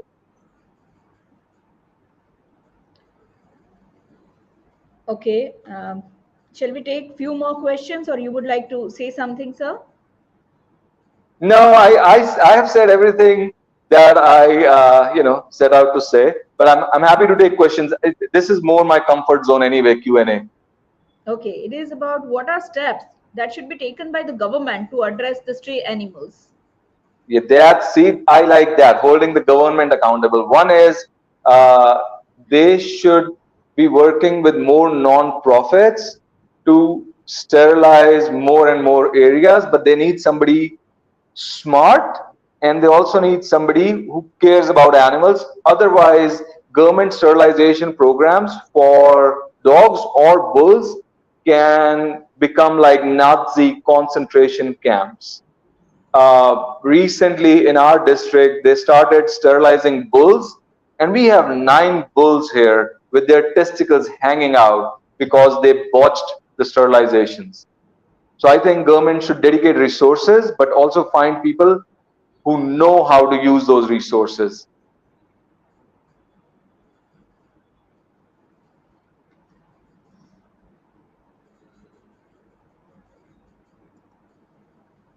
Ms. Benisha, who wants to ask the question that how can we improve the welfare of animals used in experiments? See, there are 2 ways to go about it. One is top down, which is a policy change. So you can, if I don't know anything about law, I don't know much about law. So one is pushing for a policy change which restricts the corporations from using animals or how they can use it. Second kind of policy change is also bringing innovation. Like recently, there is a law that has been changed in India which permits using cutting edge technology like organelles and like these chip, and I don't know what to, yeah, they also let you use like 3D printed organs for testing. So introducing these cutting edge technologies would reduce the testing load on animals. So there's the policy change, that is top down. Then the other is bottom up, where you ask consumers to boycott cruel products, just like Gandhi did. He said, like, okay, boycott salt, boycott foreign clothes. So this concept is not new. So we can, as consumers, we vote with every rupee we spend, and we can choose to not give our money to horrible corporations, and that gives them a financial incentive. Corporations are corrupt because they are greed driven, period. No matter what they say, they're answerable to their shareholders, so they're going to be greed driven. If they see that doing cruelty of animals is going to hurt our pockets, they're going to change.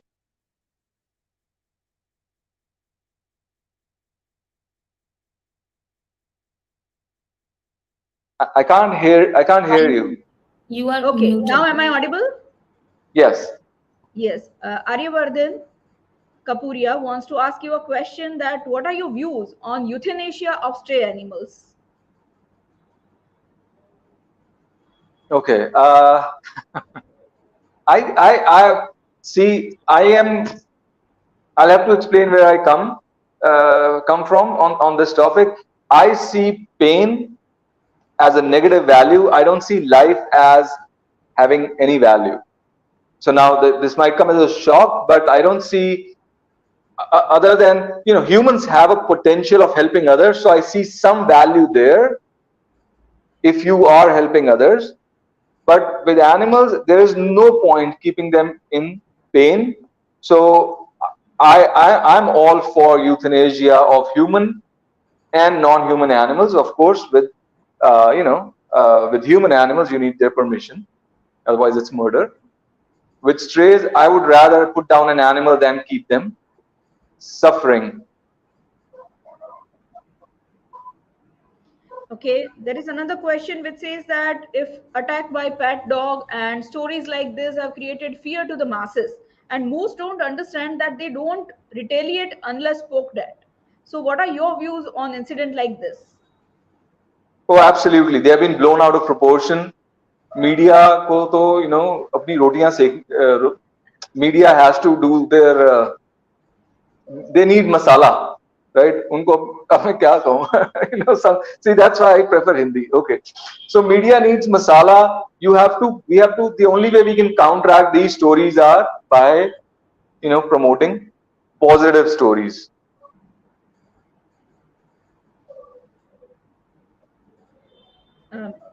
Okay, sir. There is another question from Vapi, Gujarat, who is saying that in Vapi, in Panchayat, they are thinking of setting up a stray dog care home.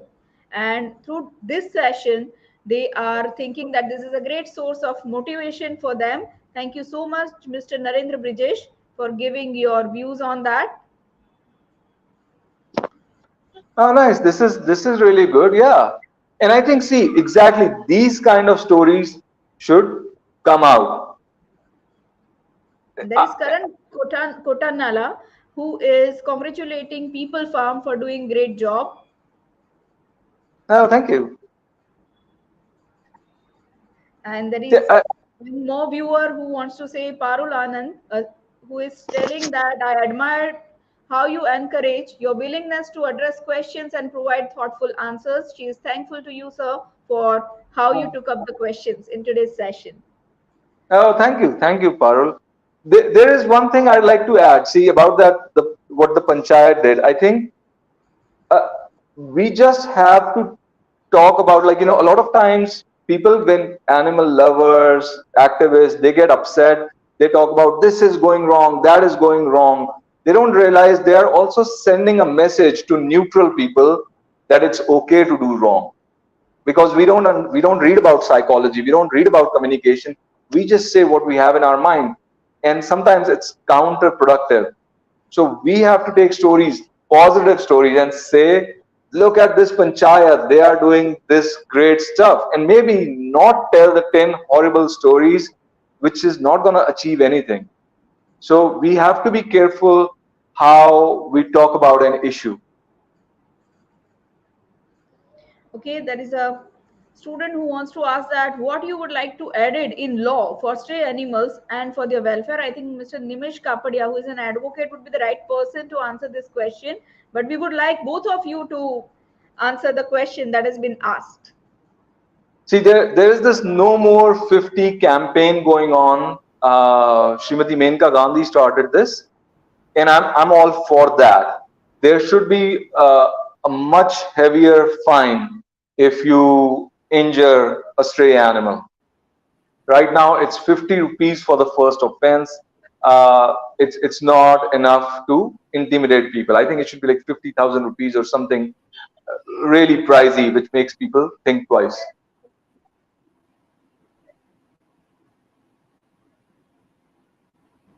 Okay, Mr.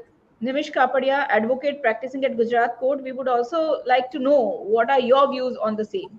As it is regarding law, we would like to know your insight as well. In fact, there are already rules and act both. The issue is proper implementation of the law. Just as in India, we know that there are different types of laws regarding cattle also, and particularly stray animals also. There are rules and act both. but there is no proper implementation. So you have to go to the authorities with a request to get it implemented. And then there is already High Court, even the State Animal Welfare Board and local SPCA, that is Society for Prevention of Cruelty to Animals, which is headed by the collector and higher police officer. Okay, thank you, sir. Robin, sir, this is a question for you that please suggest how can we be of help to take this campaign forward and help centers like People Farm? See, it all depends on your circumstances, how much time and resources you have available.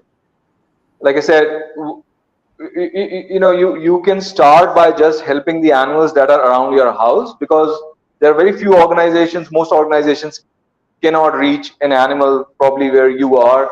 So start feeding, start giving them water, start learning first aid. If there are rescuers around your area, you can fund their rescues. You can adopt an animal. You can volunteer with an organization. If you are into awareness, then you can even simply sharing a piece of content that you think has potential to impact others, even that helps. So there's a wide array of things to choose from. I would say my advice is just start with something simple. Take your first step. That's the hardest.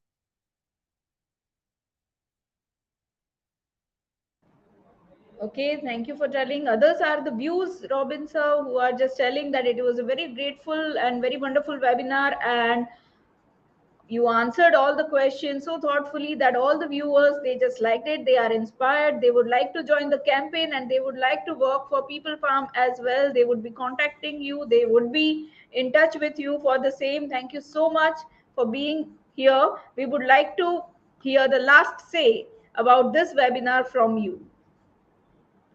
See, is it okay if I just repeat something I've already said? That's already fine. Okay, now see, so my thing is, you just have to do, you always have to remember why you are walking this path. Sometimes we have this expectation that doing good will feel great. I'll tell you from experience, it doesn't happen initially. So like when I started on this journey, my journey was, I hope you're not looking for a one-liner. Is that okay? I'm going to do a thing. Is that fine? Yes, it's Okay. completely fine. It's So completely my fine. my journey started that I was looking for happiness. I couldn't find happiness. I found purpose, and I started doing something purposeful, but it was out of frustration. I couldn't be happy. Okay, forget about it. I'm gonna do something purposeful. And for 3 years, I kicked myself. I was like, you walked away from a really comfortable, cushy life to do this. You're stupid. And that was my lifestyle addiction speaking. We talk about drug addiction, alcohol addiction. We are addicted to our lifestyle, and we get whatever we call happiness, which is not true happiness, we get from that lifestyle. And it takes a while for your brain's wiring to change and to get rid of that lifestyle addiction. And it's like a few year withdrawal period. And then when you're doing this work, you get this great satisfaction that nobody can take away from you. Even on my worst days, even when I'm really sad, broken, depressed, that satisfaction that if I were to die tonight, I'll die a happy person. I know I stood for something. So I would highly recommend walking this path, but not with an expectation that it's going to instantly make you feel great. As I said, there are no questions, but there are comments who are all saying they are very happy and they are just showing their concern about it. That very informative session, they are thanking you, and they are just saying that they would like to get connected, they would like to have more information, and they would like to take this in action as well. Oh, perfect. So if you speak Hindi, we are on Instagram, PeepalFarm. You can look up PeepalFarm. You can look up Locate Robin. But yeah, Hindi only. Sure. Thank you so much, Robin ji, for a wonderful session that we have. Now it is the time for our second session, and for that, Mr. Nimish Kapadia, who is a practicing advocate at Gujarat High Court, is with us. These are just comments and all the things that students and all the viewers are telling. Thanks for having me, and thanks for all the Thank good you. questions. Bye. Thank you.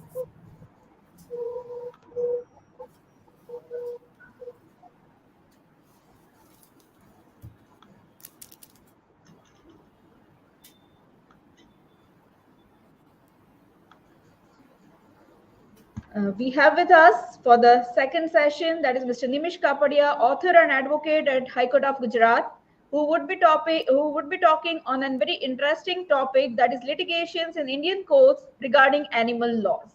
Mr. Nimish Kapadia sir is a practicing advocate at Gujarat High Court since last 20 years. He has conducted more than 3,000 cases, including the case related to revenue laws, criminal, civil, environment, customs, PASA, FEMA, etc., Negotiable Instrument Act, Prohibition Act, and other acts as well, Hindu law, money laundering services. And apart from the said area, he has expertise in COFEPOSA, import-export cases, animal laws, and also practicing before the Revenue Secretary, FEMA Tribunal, SAFEMA Tribunal, PML Tribunal, and he has served as an advocate. He has served as an advocate for Animal Welfare Board of India as well. So he is the right person to talk about the said topic, that is litigations in Indian courts regarding animal laws. And he also is associated with Seva Ayog and other NGOs of Gujarat and Maharashtra states for helping animals and promoting animal welfare. Over to you, Nimish sir. We all would like to hear it from you, and there are many questions that are from law students who wish to know about the laws pertaining to animal welfare. I think your session would answer all their questions, and if there are other questions, with your permission, we'll take that. Thank you. In fact, I am very much enjoying this today's seminar. It is an exceptional seminar. And one thing more, that GLS University has thought of holding such a seminar. That is very good on your part. In fact, I am also part of GLS. I did my law in 1991. So I am in practice for last more than 32 years.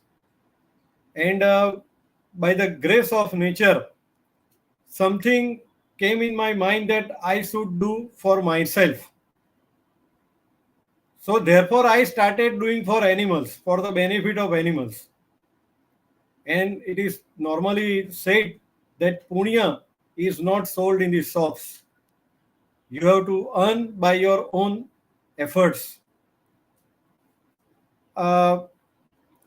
Just as said that Ms. Joshi, living creatures on this earth and as against the human being, we are less than 1%.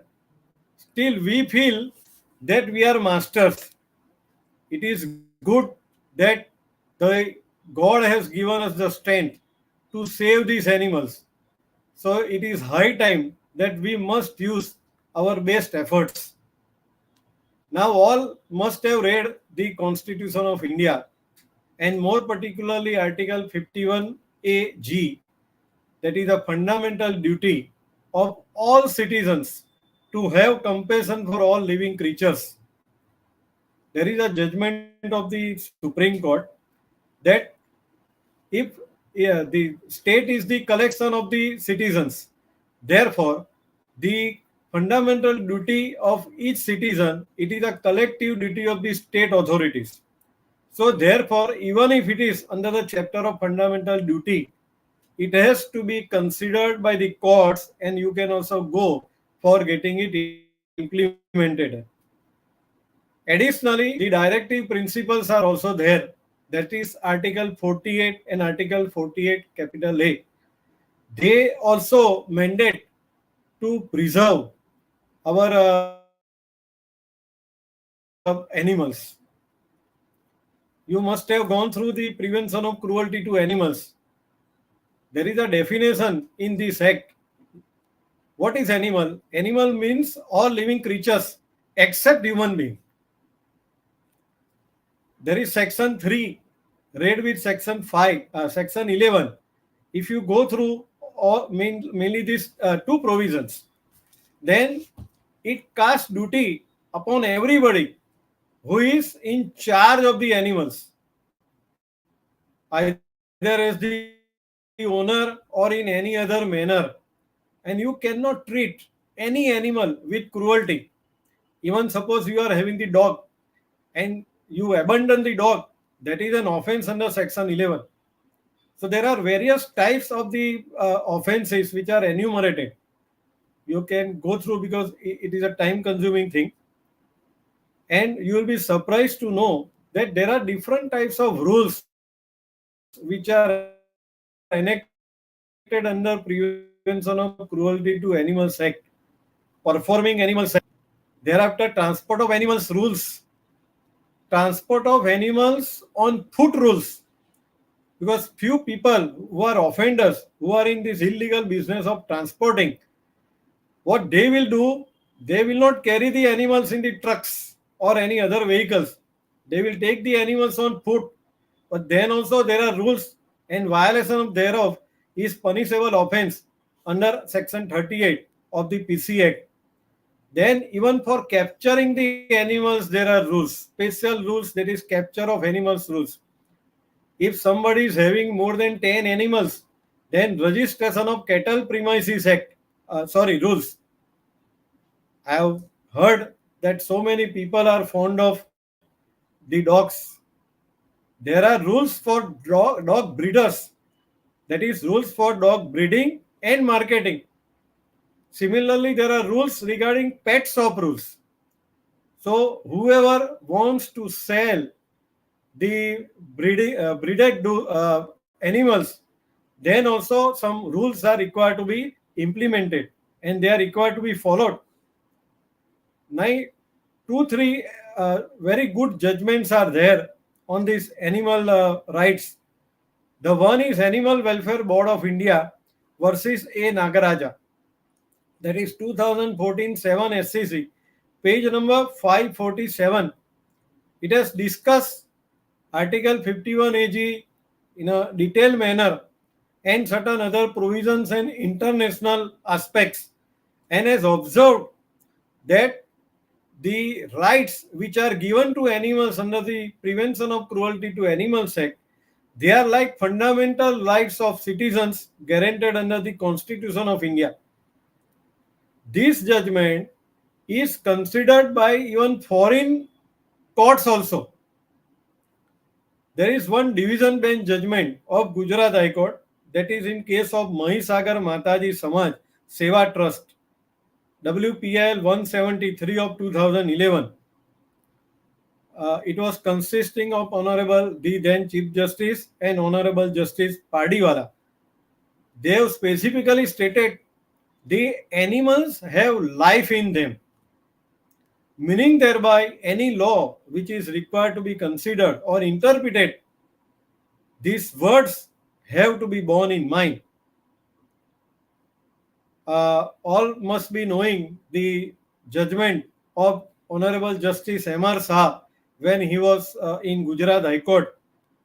The birds cannot be kept in cages. By its very nature, birds cannot be kept in cages.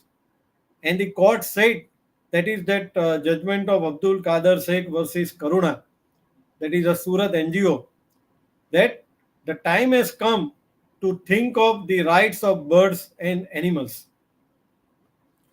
Now, we have learned so many things from these past judgments.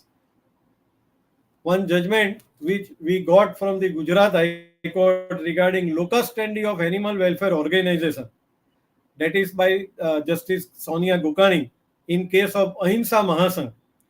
There was a conviction by some trial court, but then on the same day animals were released, and that was under Gujarat Animal Preservation Act. That is not permissible at all.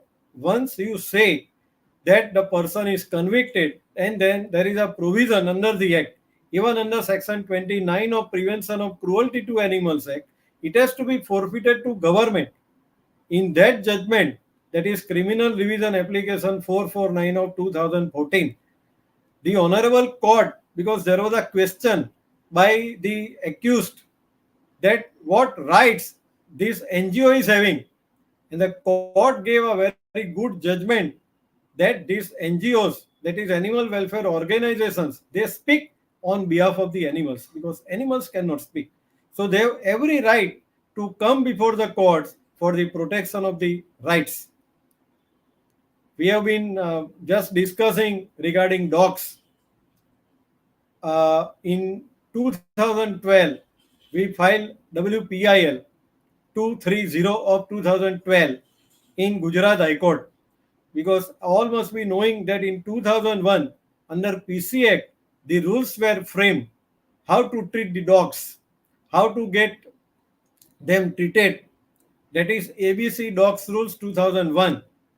That PIL came to be filed by Karuna Surat and Ahimsa Mahasangh Ahmedabad for effective implementation of these rules, because it rules prohibit even to treat the dogs cruelly, to beat, even to kill. And there is a committee to be constituted by the local authority, that is municipality and corporation, for determining whether the dog is in such a condition that it is to be killed. Even for reducing the population of the dogs, these rules provide the sterilization, and after capturing the dogs have to be released in its original area. Now everywhere these rules are not effectively implemented. There were two effective orders by the High Court before about 8 years. Then ultimately the few matters were there in Supreme Court, therefore High Courts were prevented, restrained from passing any order. Of course, recently that order is lifted. This matter will be heard by this Honorable Court. So if the rules are implemented by the local authorities in a more effective manner, the people's complaints regarding the dog bite or the number increase, that can be reduced or it can be stopped also. Regarding injury to the birds, thousands of birds are injured during kite flying, that is Uttarayan. In 2017, WPIL 6 of 2017 came to be filed by one Mr. Pankaj Buch. This Pankaj Buch, he is a co-author of our animal law book. This is the Laws of Living Creatures, Nimish Kapadia and Pankaj Buch. He is also the member of State Animal Welfare Board and member of the SPC Ahmedabad. He is campaigning and he is connected with so many animal welfare organizations. He collected the data under the RTI Act. You see, representation followed by legal notice, and it should be always followed by RTI, that is application under RTI, that is Right to Information Act. That is the first part of the litigation, and thereafter you have to move before the concerned court, either before the High Court, before the Supreme Court, any other appropriate court. So after getting sufficient information, after getting the details, what circulars and resolutions were passed by the different collectors and the police authorities, then we filed the petition in High Court.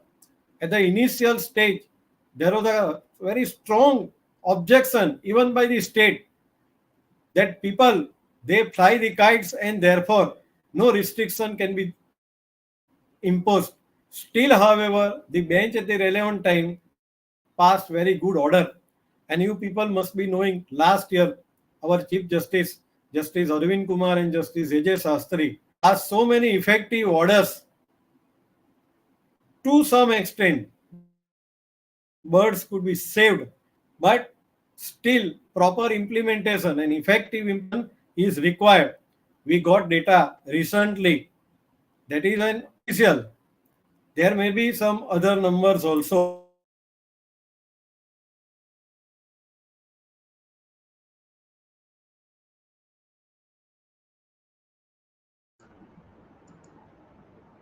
Sir,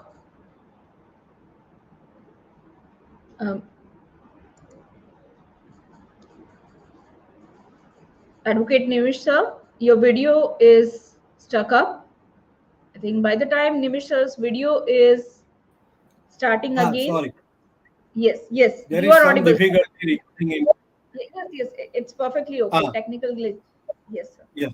In 2013, as per government record, more than 1,000, that is 1184 birds were killed by the sting of kite. And then 11,824 birds were injured. My estimate would be there will be number about 3 to 4 times more. So strict implementation is yet to be done. Then everybody must be knowing that there was a Food Adulteration Act, and then it was replaced by Food Safety and Standard Act. Under that act, packaging and labeling regulations 2011 were framed. See, there are different labels. If any food item contains only pure vegetarian item, then there must be green logo. And then if it contains non-vegetarian, then there should be brown logo. But then who will check that whether law is implemented?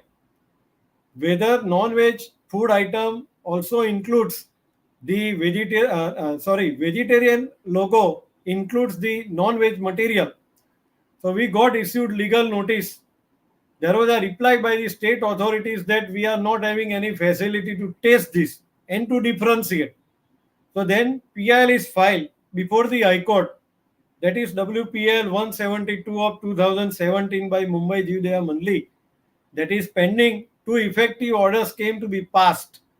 But still, the central government has not come out with those strategies or the test methods from which the law can be implemented.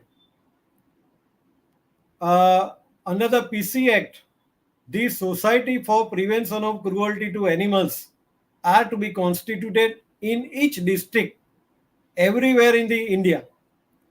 There was some judgment or order by the Honorable Supreme Court before 25 years, but then it was not implemented.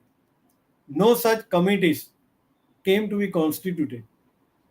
Ultimately, Ahimsa Mahasangh filed WPIL 228 of 2016 before the Gujarat High Court for effective implementation of the rules as well as for effective implementation of the directions of the Honorable Supreme Court. By the grace of God, in most of the district, these committees are constituted, which is headed by the collector and the higher police officer. But in actual, whatever the powers which are given, there are total lack of exercise thereof. So still, we have been making complaints before the High Court that these powers are given and only 10% are exercised, even after 2001 to 2023. Similarly, one PIL came to be filed, that is WPL 188 of 2016 by Ahimsa Mahasangh for constitution of State Animal Welfare Board on the basis of the direction of the Supreme Court. It so happened in around 2001, board started functioning. Then it stopped. So after some orders came to be passed in this matter after 2016, the board was constituted. There was a special resolution after filing of the petition by the state of Gujarat giving so many powers to the board. But still, however, just as SPCA, it exercises about 10 to 20% of the powers. So many duties are given to the boards, that is State Animal Welfare Board, under various rules. but then ultimately strict implementation is required to be done. There were about hundreds of animals. There was death of animals in Ahmedabad Corporation Dod Dabba. That is the animal shelter house. So when we got the information from some people, Pankaj Buch filed WPL 40 of 2020, and then reply was filed by the Ahmedabad Corporation. The reply was very much evasive. Matter is pending before the High Court. They have simply stated that now we have started creating facilities to prevent the death, but then there is no record how many animals were invaded, how many animals were treated, how many animals were killed. So there is a suppression of material facts, and that matter is pending. You would like to know that even for pigs, we fought litigation in the High Court because there was illegal transport of the pigs from different areas and then illegal slaughtering in Ahmedabad, that is Bhaipura area. So we filed petition before the Gujarat High Court, and there were effective orders by the Gujarat High Court. But one thing more, that there are always orders, but then authorities, they are not implementing strictly. Or immediately something is done and it is forgotten. So as a citizen or as animal welfare organization, there are more responsibility to be regular in getting to see that the orders are implemented or the laws are implemented. Similarly, even by way of legal notice also, so many things can be done. You must be knowing there are rules for draught and pack animals under PC Act. There is a limit how much weight it can carry, at which time you can transport your goods through the animals. There are loading of sugarcane on oxes in South Gujarat area, and whatever permissible 3 times more material came to be loaded. So we got issued legal notice followed by RTI. Most of the time we don't get any reply even if the legal notice is received by the authority. It is only when you send the RTI application then reply is given or some action is done and then reply is given. So RTI is very effective tool and therefore rightly it is not liked by the authorities.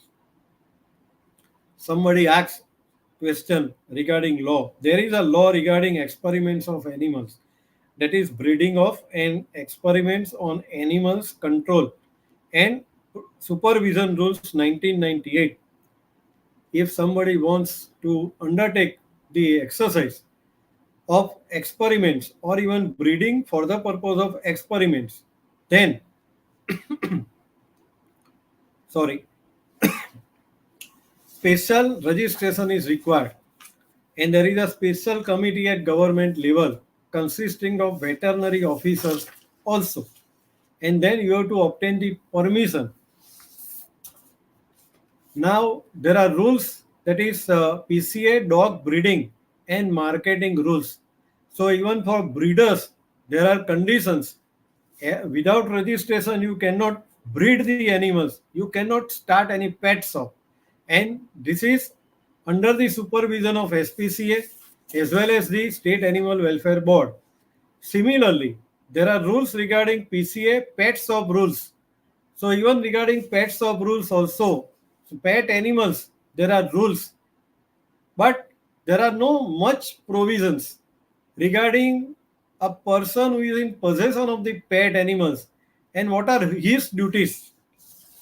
One last thing which I would like to highlight, that there is a separate litigation regarding the animal custody, because when the animals are taken during the transport and then there is a cruelty or not following the relevant rules, then there are cases and cases.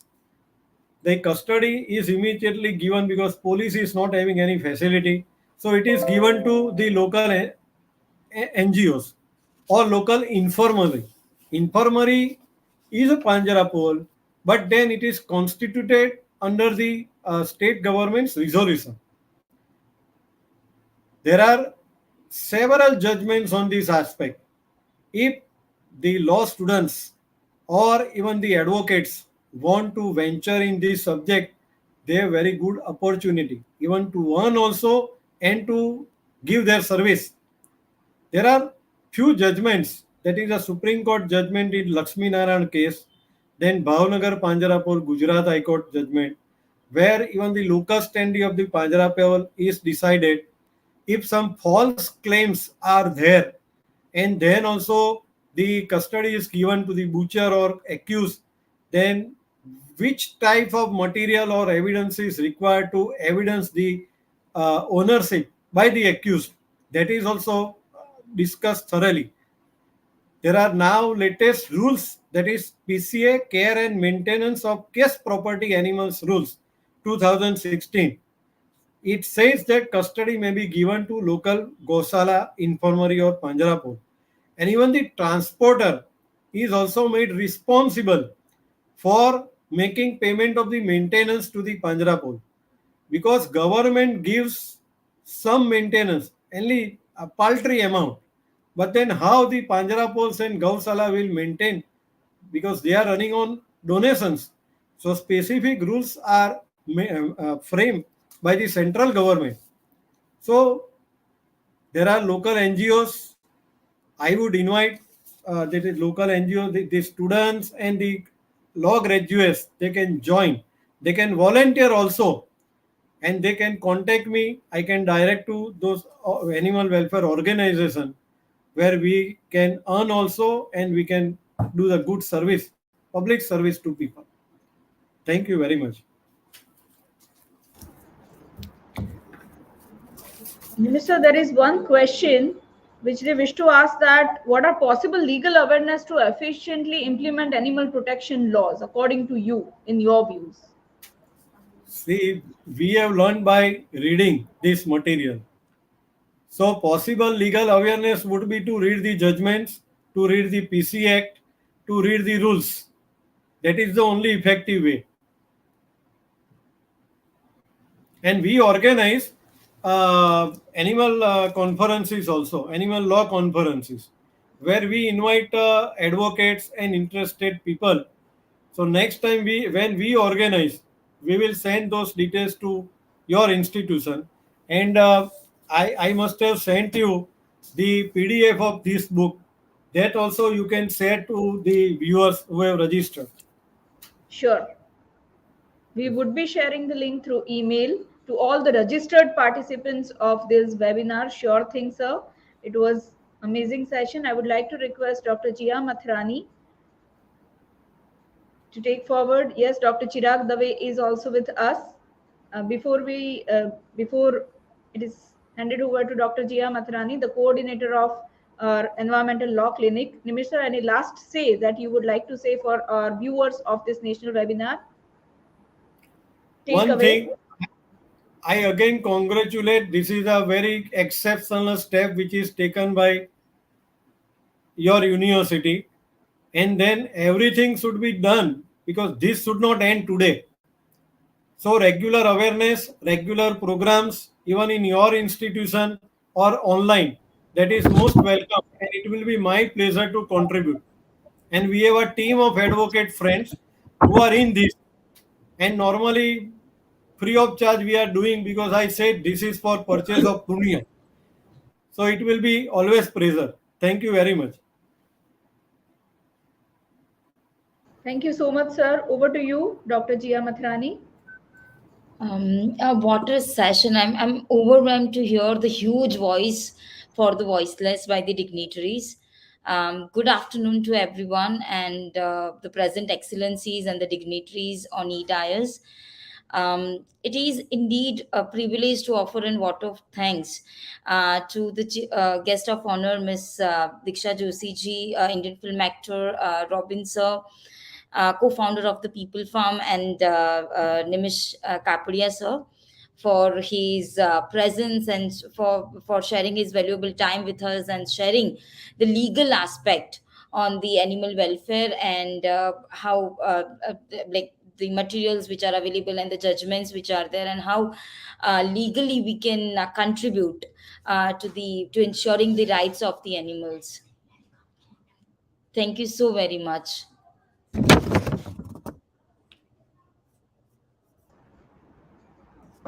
Now I would like to welcome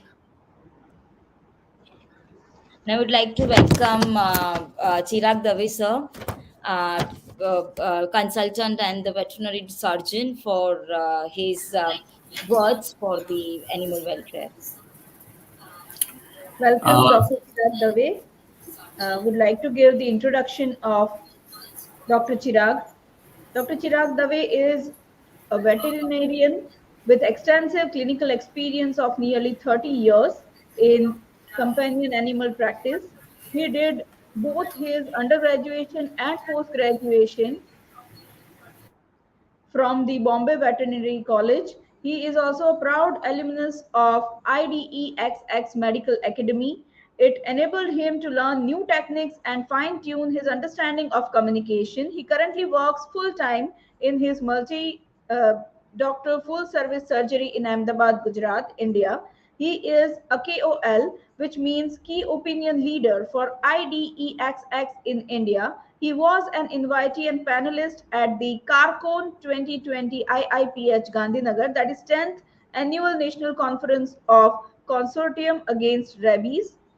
He has always sought to enhance the level of veterinary medicine he offers to his audience, and to his end, he keeps abreast with the advances in veterinary medicine and technology and places his trust in modern diagnosis tools and machineries.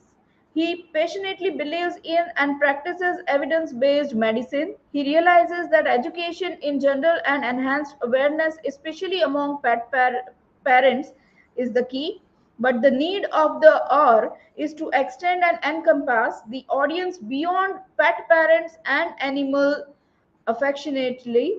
He takes this, not only this, but every opportunity that comes across, he can to reach out a wider audience, share his experiences and learn from them. Thank you so much, Dr. Chirag Dave, for your kind consent to address our audience for today. And he would be giving a speech on the topic, that is animal welfare, a veterinarian's perspective, as it is the apt subject for his profession. Over to you, Dr. Chirag Dave.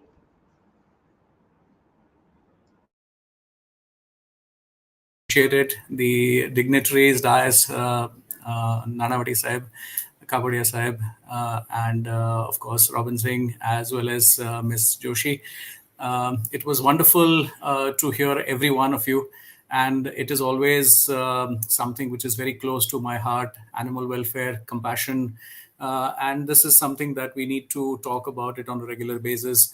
And here I am to talk about it. I will be having a presentation, and so I would request the moderator to please put up my presentation. Sure, sir. Thank you. Thank you. So going by the name, Empathy in Action, Positivity, Amplifying the Voice for the Voiceless, all of us are here to share the voice. And as a clinical practitioner, things are very different as compared to what we see on the streets, maybe the NGOs.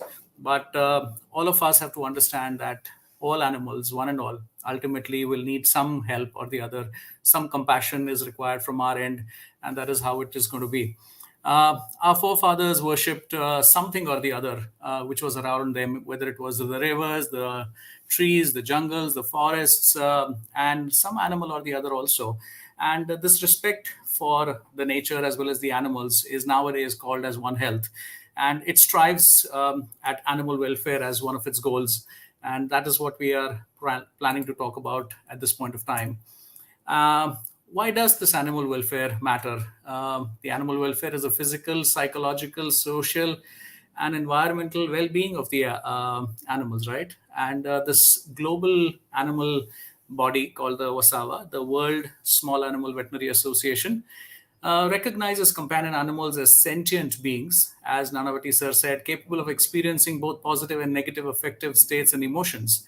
Companion animal welfare should be protected by decreasing the negative experiences and then promoting the positive ones. And it does matter because animal welfare contributes to human welfare, and then animal welfare matters in itself also. And therefore, we need to talk about animal welfare. And then who else but a veterinarian should be able to understand an animal more?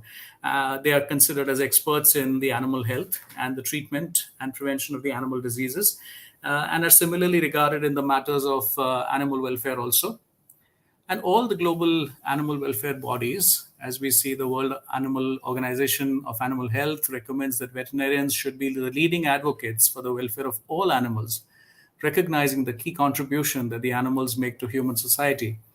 The Federation of Veterinarians of Europe, the American Veterinary Medical Association, the Canadian Veterinary Medical Association all agree in unison that veterinarians are and must continuously strive to be the leading advocates for the good welfare of animals in a continually evolving society.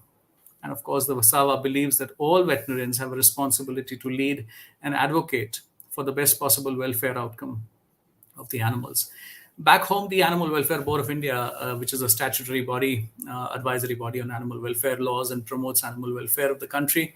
And closer to home in Gujarat, where we live, the objective of our Gujarat Veterinary Council, one of the objectives is to make activities for the welfare and the professional development of us veterinarians. Everything is going on by the word veterinarians, and we want to understand that each of us veterinary doctors will have to pull up our sleeves, roll up our sleeves, and try and strive to understand, know, and deliver better. What is this animal welfare? If you go by the book, it says it is to be free from hunger, malnutrition, and thirst, to be free from fear and distress, to be free from heat, stress, or physical discomfort, to be free from pain, injury, and diseases, to be free to express normal patterns of behavior.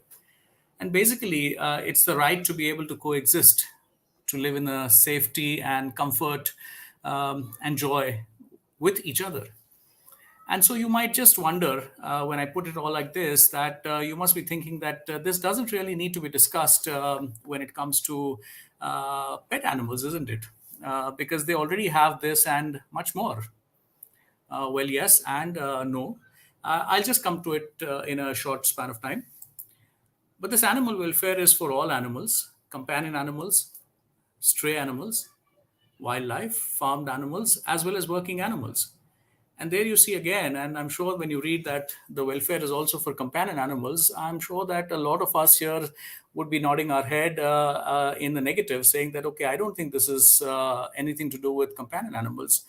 But in my daily practice of 30 years, I can assure you that I come across this topic of animal welfare every single day. Unfortunately, a lot of us, this is under the misguided umbrella of love. And I should admit that my own family, as well as I, unwittingly have been guilty of this. I'm sure all of us veterinary doctors will agree to what I'm going to talk about here. If you just go through this slide of animal welfare issues, okay, we're talking about a list of welfare issues. It's not just one or two. It's a whole bunch of them. Okay. It's going to take you some time to go through each one of them. So let me take you across one by one. We talk about anthropomorphism. What is it? Okay. It's quite common to refer to your pets as your babies. And in my clinic, we use the term pet parents. And I'm not disputing or calling out for not loving or thinking of your pet as your child. As all the previous speakers also mentioned, compassionately, they're all talking about babies, their own pets as babies. My cookie is the first and foremost my baby in my clinic, in my house, in my life. But it's equally important that we remember that our pets are a different species from us. Their physiology is different, therefore, their needs and issues are different than ours. We do share some similar diseases, but the treatment protocols, the medicine dosages can be very different. And the way they react to stimulus is different, and most of us are not equipped to decipher them. As pet parents, veterinarians and veterinary diagnostics are your best bets to figuring out what is the best interest for your pet baby. Love is love. Accepting that your baby is of a different species and therefore has different needs is the first step towards their welfare. Treating animals like humans may result in a multitude of welfare problems, including animal aggression, disobedience, obesity, etc. Sounds very harsh because we always wanted everyone to say that, oh, we should treat our pets as our babies. I would sadly disagree. Another issue which comes up, the lack of knowledge or treatment by non-qualified persons. We have a lot of people who nowadays want to help us to keep our pets happy and not necessarily healthy. With a lot of disposable income and nuclear families coming up, people are not ready to really do a lot of things that they should be doing for their pet on their own.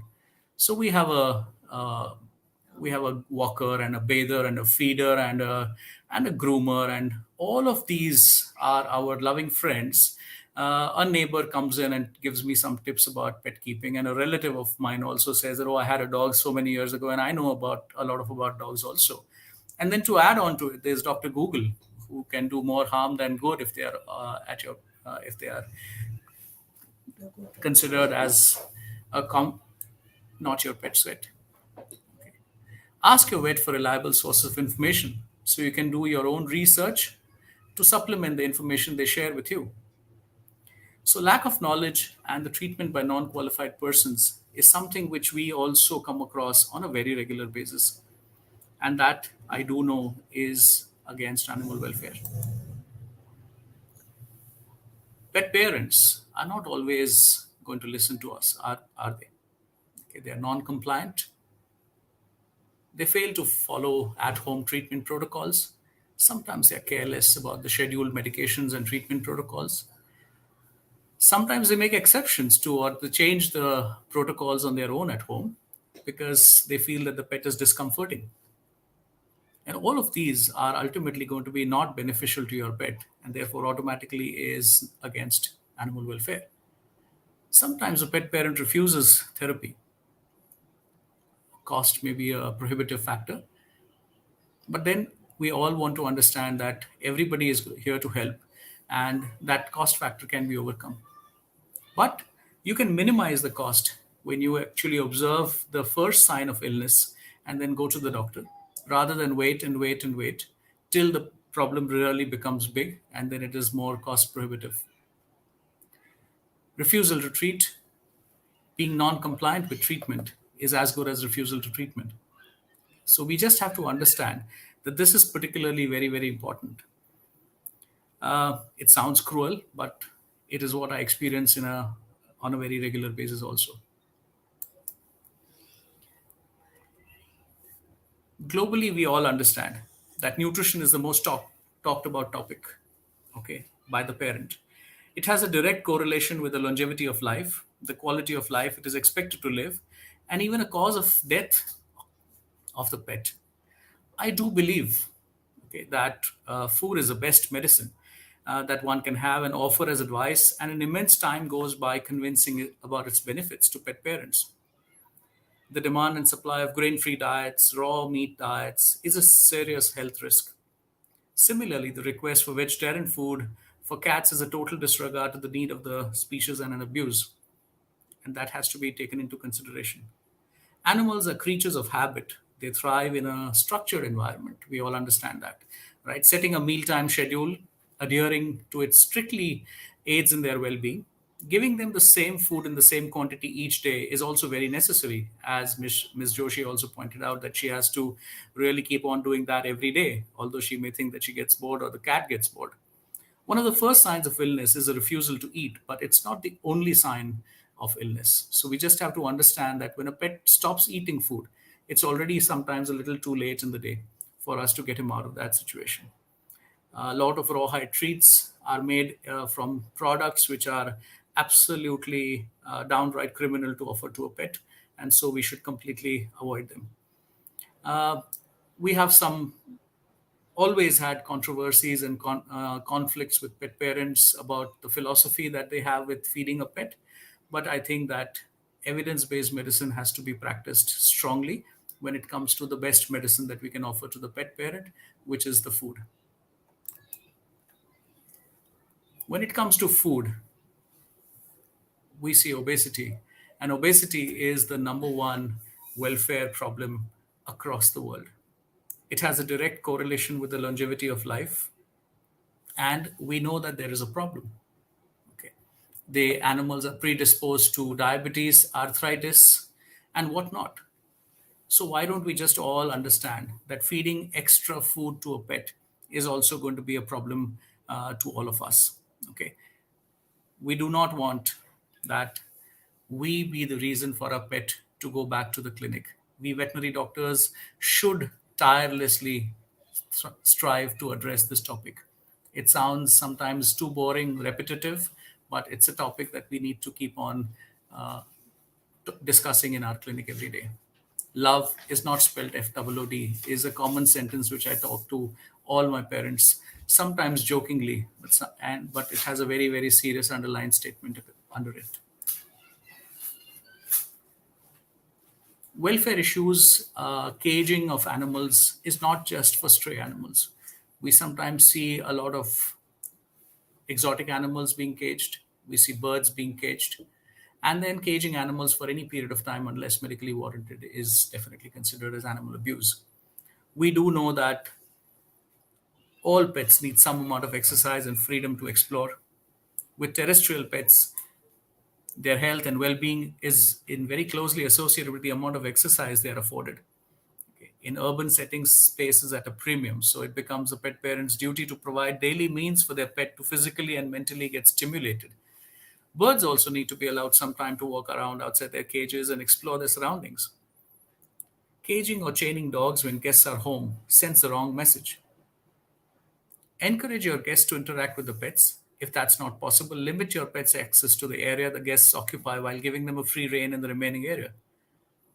Breeding of animals are confined to extremely cramped spaces, often is in extremely squalid conditions. Exercise and explorations are also means for the pet to bond with their humans. Personal involvement here goes a long way in cementing the human-animal bond.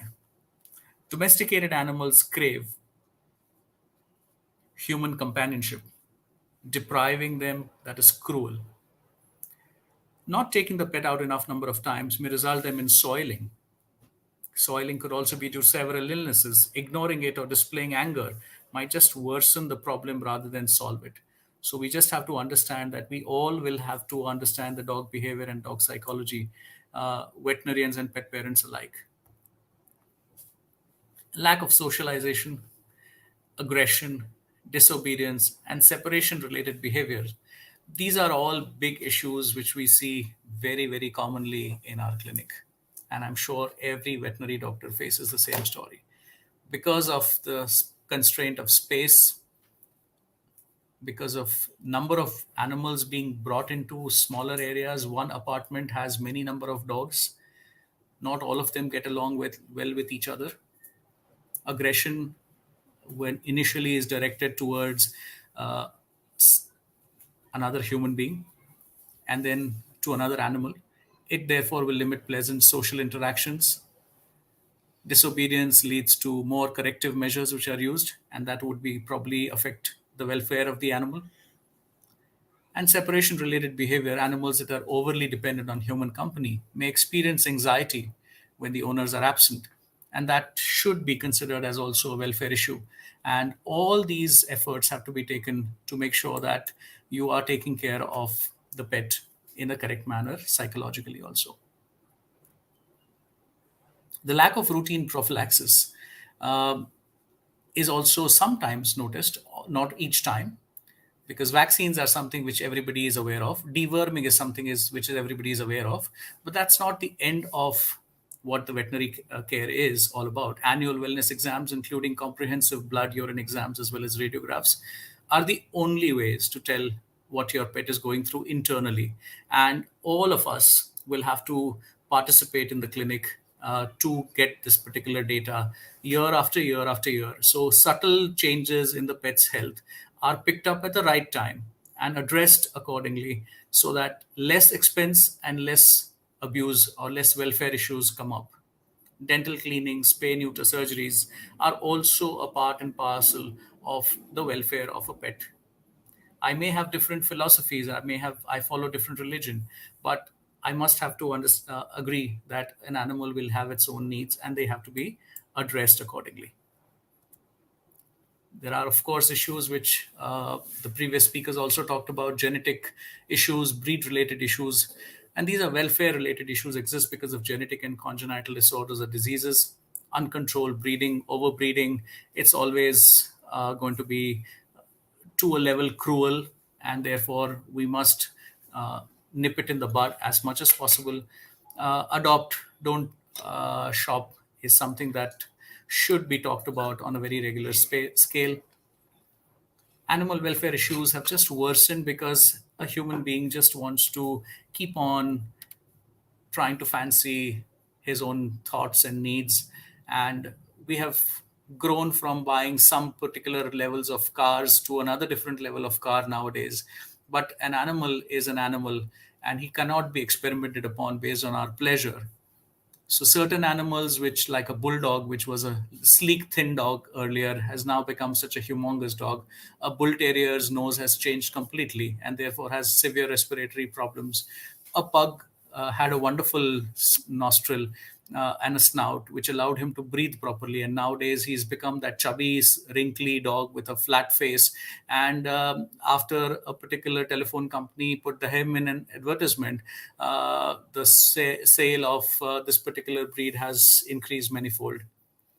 A basset hound was never a very long dog, and now because of the length that has been increased. And similarly, a dachshund, which has become a longish dog now, because of those they have spinal issues which nobody wants to worry about. A German shepherd initially was having a very straight back, and some of the breeders, who I wouldn't say breeders, wanted the animal to have a very slopey back, and therefore it has a slopey back sometimes, and that's cruelty. Another breed, Newfoundland, which was not as heavy as it was, is now becoming heavier and heavier and heavier. All these are issues that a man has created, a human being has created. And some good breeding rules should be followed. I'm aware of the fact that international breeders abroad are addressing this issue. Veterinary doctors are helping them to address this issue. And there are strict rules to a level that a lot of countries now do not allow pugs to be bred at all. And we wish that that particular thing be followed in our country also. Some welfare issues that come, which we have no control over: age, and therefore age-related issues. It predisposes to the development of cognitive impairment, osteoarthritis, degenerative diseases, absolutely the same as a human being will have to undergo. But unfortunately, the pets age much faster than the humans. And are the parents really ready to accept this and help with pain management? Or do we take the pet's pain for granted because they don't ever complain? And that's something that all of us need to think about and address in its right manner. Animal abuse, of course, is never supposed to be allowed, and it should be a strict course of action has to be done. So we hope that the laws and rules and regulations take due course of action. Not a very recent thing, but something to be really, really worried about: superbugs around us. And that is all happening because of something called antibiotic resistance or antimicrobial resistance. One of the reasons to use antibiotics is the treatment of animals suffering from bacterial infections, and antibiotic resistance in animal pathogens can lead to therapy failure with a direct negative effect on animal health or welfare. But haphazard self-medication by pet parents and the inappropriate use of drugs by us, the veterinarians, has already led to the emergence of these superbugs, which are difficult to diagnose and treat. This is essentially due to easy availability of drugs over the counter. I would use the word misuse. And so strict rules and regulations to be followed for over the sale counter sales of drugs have to be taken into consideration. Some topics which are, of course, very sensitive would be very important also. Euthanasia. Some of us don't follow the philosophy of agreeing to this topic at all. I do know of veterinary doctors also who do not want to talk about this and perform this for their pets and pet parents. And I would worry about it. Preservation of life without quality, without adequate palliative relief, is detrimental to an animal's welfare. And so all of us should collectively, the family as a family, the pet parents and the family members and the veterinary doctor should all get together and understand what is the stage of life of the pet and how much is he going to suffer. And if he is suffering, then that should be avoidable. Sometimes pet parents think that their pet is suffering. Sometimes they think that they don't no more want them, and that's convenience euthanasia. Strongly put down. For all people who like reading, I would really recommend James Herriot, one of the most wonderful veterinarians who wrote books on his daily experiences on veterinary practice, and he's had many number of books, one of them being All Things Wise and Wonderful. And I just love this sentence that he says, like all vets, I hated doing this, painless though it was, but to me there has always been a comfort in the knowledge that the last thing these helpless animals knew was the sound of a friendly voice and the touch of a gentle hand. And I think that says it all about how important euthanasia is going to be for animals.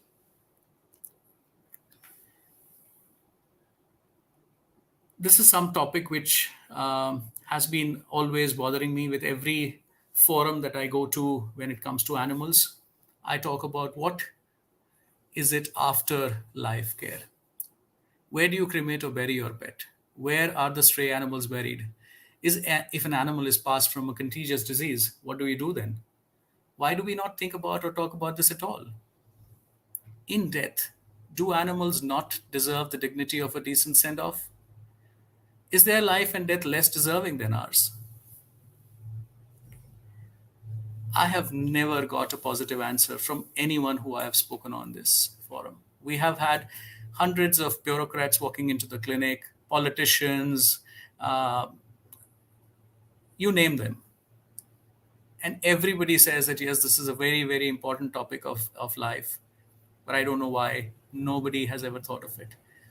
Forget everyone else. My own veterinary teams, my own veterinary board is also never ever thought about an animal and the afterlife of an animal. And if there was only one thing that I wish for as an achievement after this session, is that someone listening to me right now decides to shake and wake the concerned responsible authorities to start taking the necessary steps to build a few incinerators for a decent send-off to one and all animals after the end of their life. I believe that the following steps should be mandatorily imposed.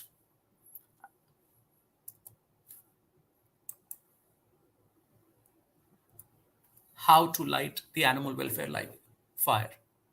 Upgrading veterinary education to reflect and incorporate the strides the veterinary medicine has made over the years. Veterinary students must be taught to practice evidence-based, science-backed medicines. Veterinarians should be empathetic towards their patients and place their welfare and well-being over all others. Government must set up well-staffed, fully equipped government veterinary hospitals running 24/7, 365 days for animal care, especially stray animal care. The government must step up veterinary crematories covering the breadth of the country. Awareness, education, and acceptance of the One Health concept is essential. Animal, human, and environmental health are all interconnected and interdependent. When it comes to animals, why should it be only an NGO that we talk about? Why should the government or the corporation not be held responsible? So whenever we talk about an animal organization, we only say that there is an NGO which takes care of strays, but there is an NGO which takes care of abandoned animals. Why should there not be a government held responsible for that?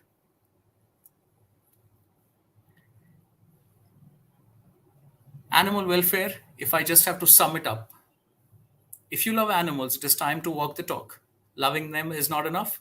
Do what is best for them, even if it goes against the very fiber of your being, because it is their life and they deserve to live it the best as they can. You don't need to love animals to contribute to animal welfare. Just tolerate their presence, acknowledge their existence, treat them with respect, and keep them from harm at your hands and at the hands of others. Adopt the philosophy of do no harm and just let them be where they are. That's good enough. That, ladies and gentlemen, is me voicing for the voiceless. I hope that this was an awakening session. Thank you for being here. Have a pleasant and safe life, and I hope that all of us have many more thoughts on animal welfare. For my veterinary colleagues, remember that the best healthcare starts with self-care. We have a lot of resources that any one of you who's interested can have at the end of the session. The moderators can share it with them. And I thank you very much for hearing me out.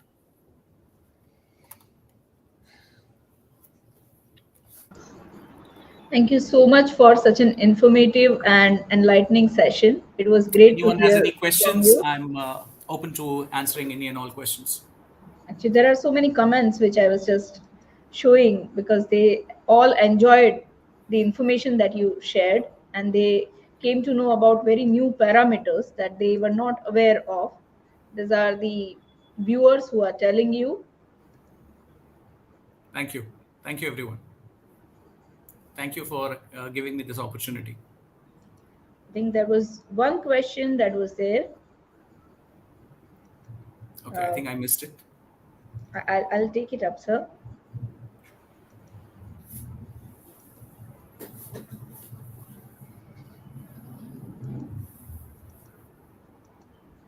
I think it was related to that how you being in this field, you are helping all the animals. What can you do? What can you guide, or what can you suggest for laymen? What can they do for the stray animals or for animal welfare from their end? What should you suggest? Sometimes I would like to keep things very simple. Give you a very simple example. I walk in to get some milk from a milk parlor every morning, and I see a couple of dogs around me, and they think that I'm a safe person, and they come wagging their tail. And me being an animal lover, I say that, okay, fine, I'm going to give you some buttermilk or a cup of curd, and I offer it to them, and they come and have it happily. And after some time, another person walks by, and he doesn't like those dogs, and so he complains to that Amul parlor guy, saying that why do you allow these dogs to be around you? So there is a huge contradiction every day, every minute of our life that we have. So what I should be doing is that I should not really try and feed those dogs right in the front of their parlor.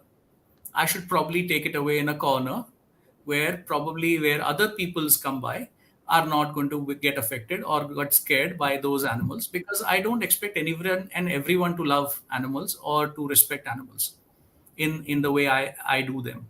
So sometimes animal lovers and animal activists, all of us will have to also understand that there are different types of people in this life, in the society, and we need to respect their views are. Not everybody is expected to think the same way we think. So take things simply, understand the other person, and automatically you will avoid conflict, because whenever it comes to animal human conflict, human conflict increases, and the animal keeps suffering more and more and more. And so it is a very sensitive topic, and there is no one straight answer to this particular thing as to how do you resolve an issue or how do you take care of it. We all understand that moral science cannot be taught in a school. You live with it every day, you experience it every day. You probably are understanding enough, you have an empathy on this particular topic. So this is how I would look at it, that we would like to just address the situation as it goes by, not by a set standard or a parameter. Okay, I would like to request Dr. Jia Mathrani, Coordinator of Environmental Law Clinic at Faculty of Law, GLS University, for the formal vote of thanks for today's session, today's webinar. that has taken place on the e-platform of Faculty of Law. Along with it is organized by GLS University and WICCCCI. Over to you, Dr. Jia Matrani. Thank you, Palman. Thank you. I convey my deep regards to all the dignitaries and excellency who have joined us. And it is my heartfelt, I extend my heartfelt gratitude to Chirag sir for well explaining the animal welfare issues with the transformative ideology of the anthropocentrism to ecocentrism, and how the health of the animals, environment, and we are interconnected with each other. Sir, thank you so very much for accepting our invitation and joining us for this webinar. I extend my special thanks to chief guest of today's event, Dr. Sudhir Nanavati sir, President GLS University, for his august presence. I heartily thank to Dr. Chandni Kapadia ma'am, Executive Director GLS University and the President of WICCCCI National Design Council for her warm welcome address. Very, very thankful. We are very fortunate to have and begged by our motivated and visionary Dean, Dr. Mayuri Pandya ma'am. Thank you so very much, ma'am, for all your constant support and guidance. And I extend my thanks to the GLS University and the GLS Law family, including the teaching and non-teaching staff, for their constant support. A special thanks to all the viewers, youth, lawyers, academician, activist, social scientist, member of the NGOs, zoologist, working professionals, students, veterinary doctors, and the surgeons, and the media for attending the event in the great numbers we have received in participation, more than 1,000 participation in this webinar, and we are thankful to each one of you. Thank you so very much. A very special thank to the students of the Environmental Law Clinic, Green Army, for their constant, hard work and the enthusiasm they show for, each event we organize, and for their untiring support. Lastly, I'll just end with the quote that be kind to every kind, not just to the mankind. With this thought, I just request each one of you to please join us for this national campaign, which is on like empathy on the action and for the animal welfare, with the hashtag of positivity. Thank you so very much, each one of you, for being with us. Thank you. Thank you so much. Thank you, sir. Thank you so much. As Parul Anand has truly said that to keep informed and keep updated about the incoming events, and it is already started. We are so happy that people have started taking note of the campaign hashtag empathy in action positivity. We are requesting all the viewers, all those who are watching this webinar online afterwards, those who are utilizing it through the link, please join us for this campaign that we want to make widely spread, that is empathy in action positivity. Please join us and please help all the animals that is around you. Just give your bit, one step counts. Thank you so much everyone present and joined with us. Thank you to the presenter of vote of thanks, Dr. Jia Mathrani, coordinator of Environmental Law Clinic, Faculty of Law, GLS University. We are leaving now. The link, feedback link, is already given in the comment section. All the viewers are requested to take it from there. Those who are watching us live on Facebook, they can also access it. It is already over there, the link for feedback. Kindly give us the feedback. Thank you so much everyone. Signing off for today's national webinar. Keep it on, empathy in action positivity.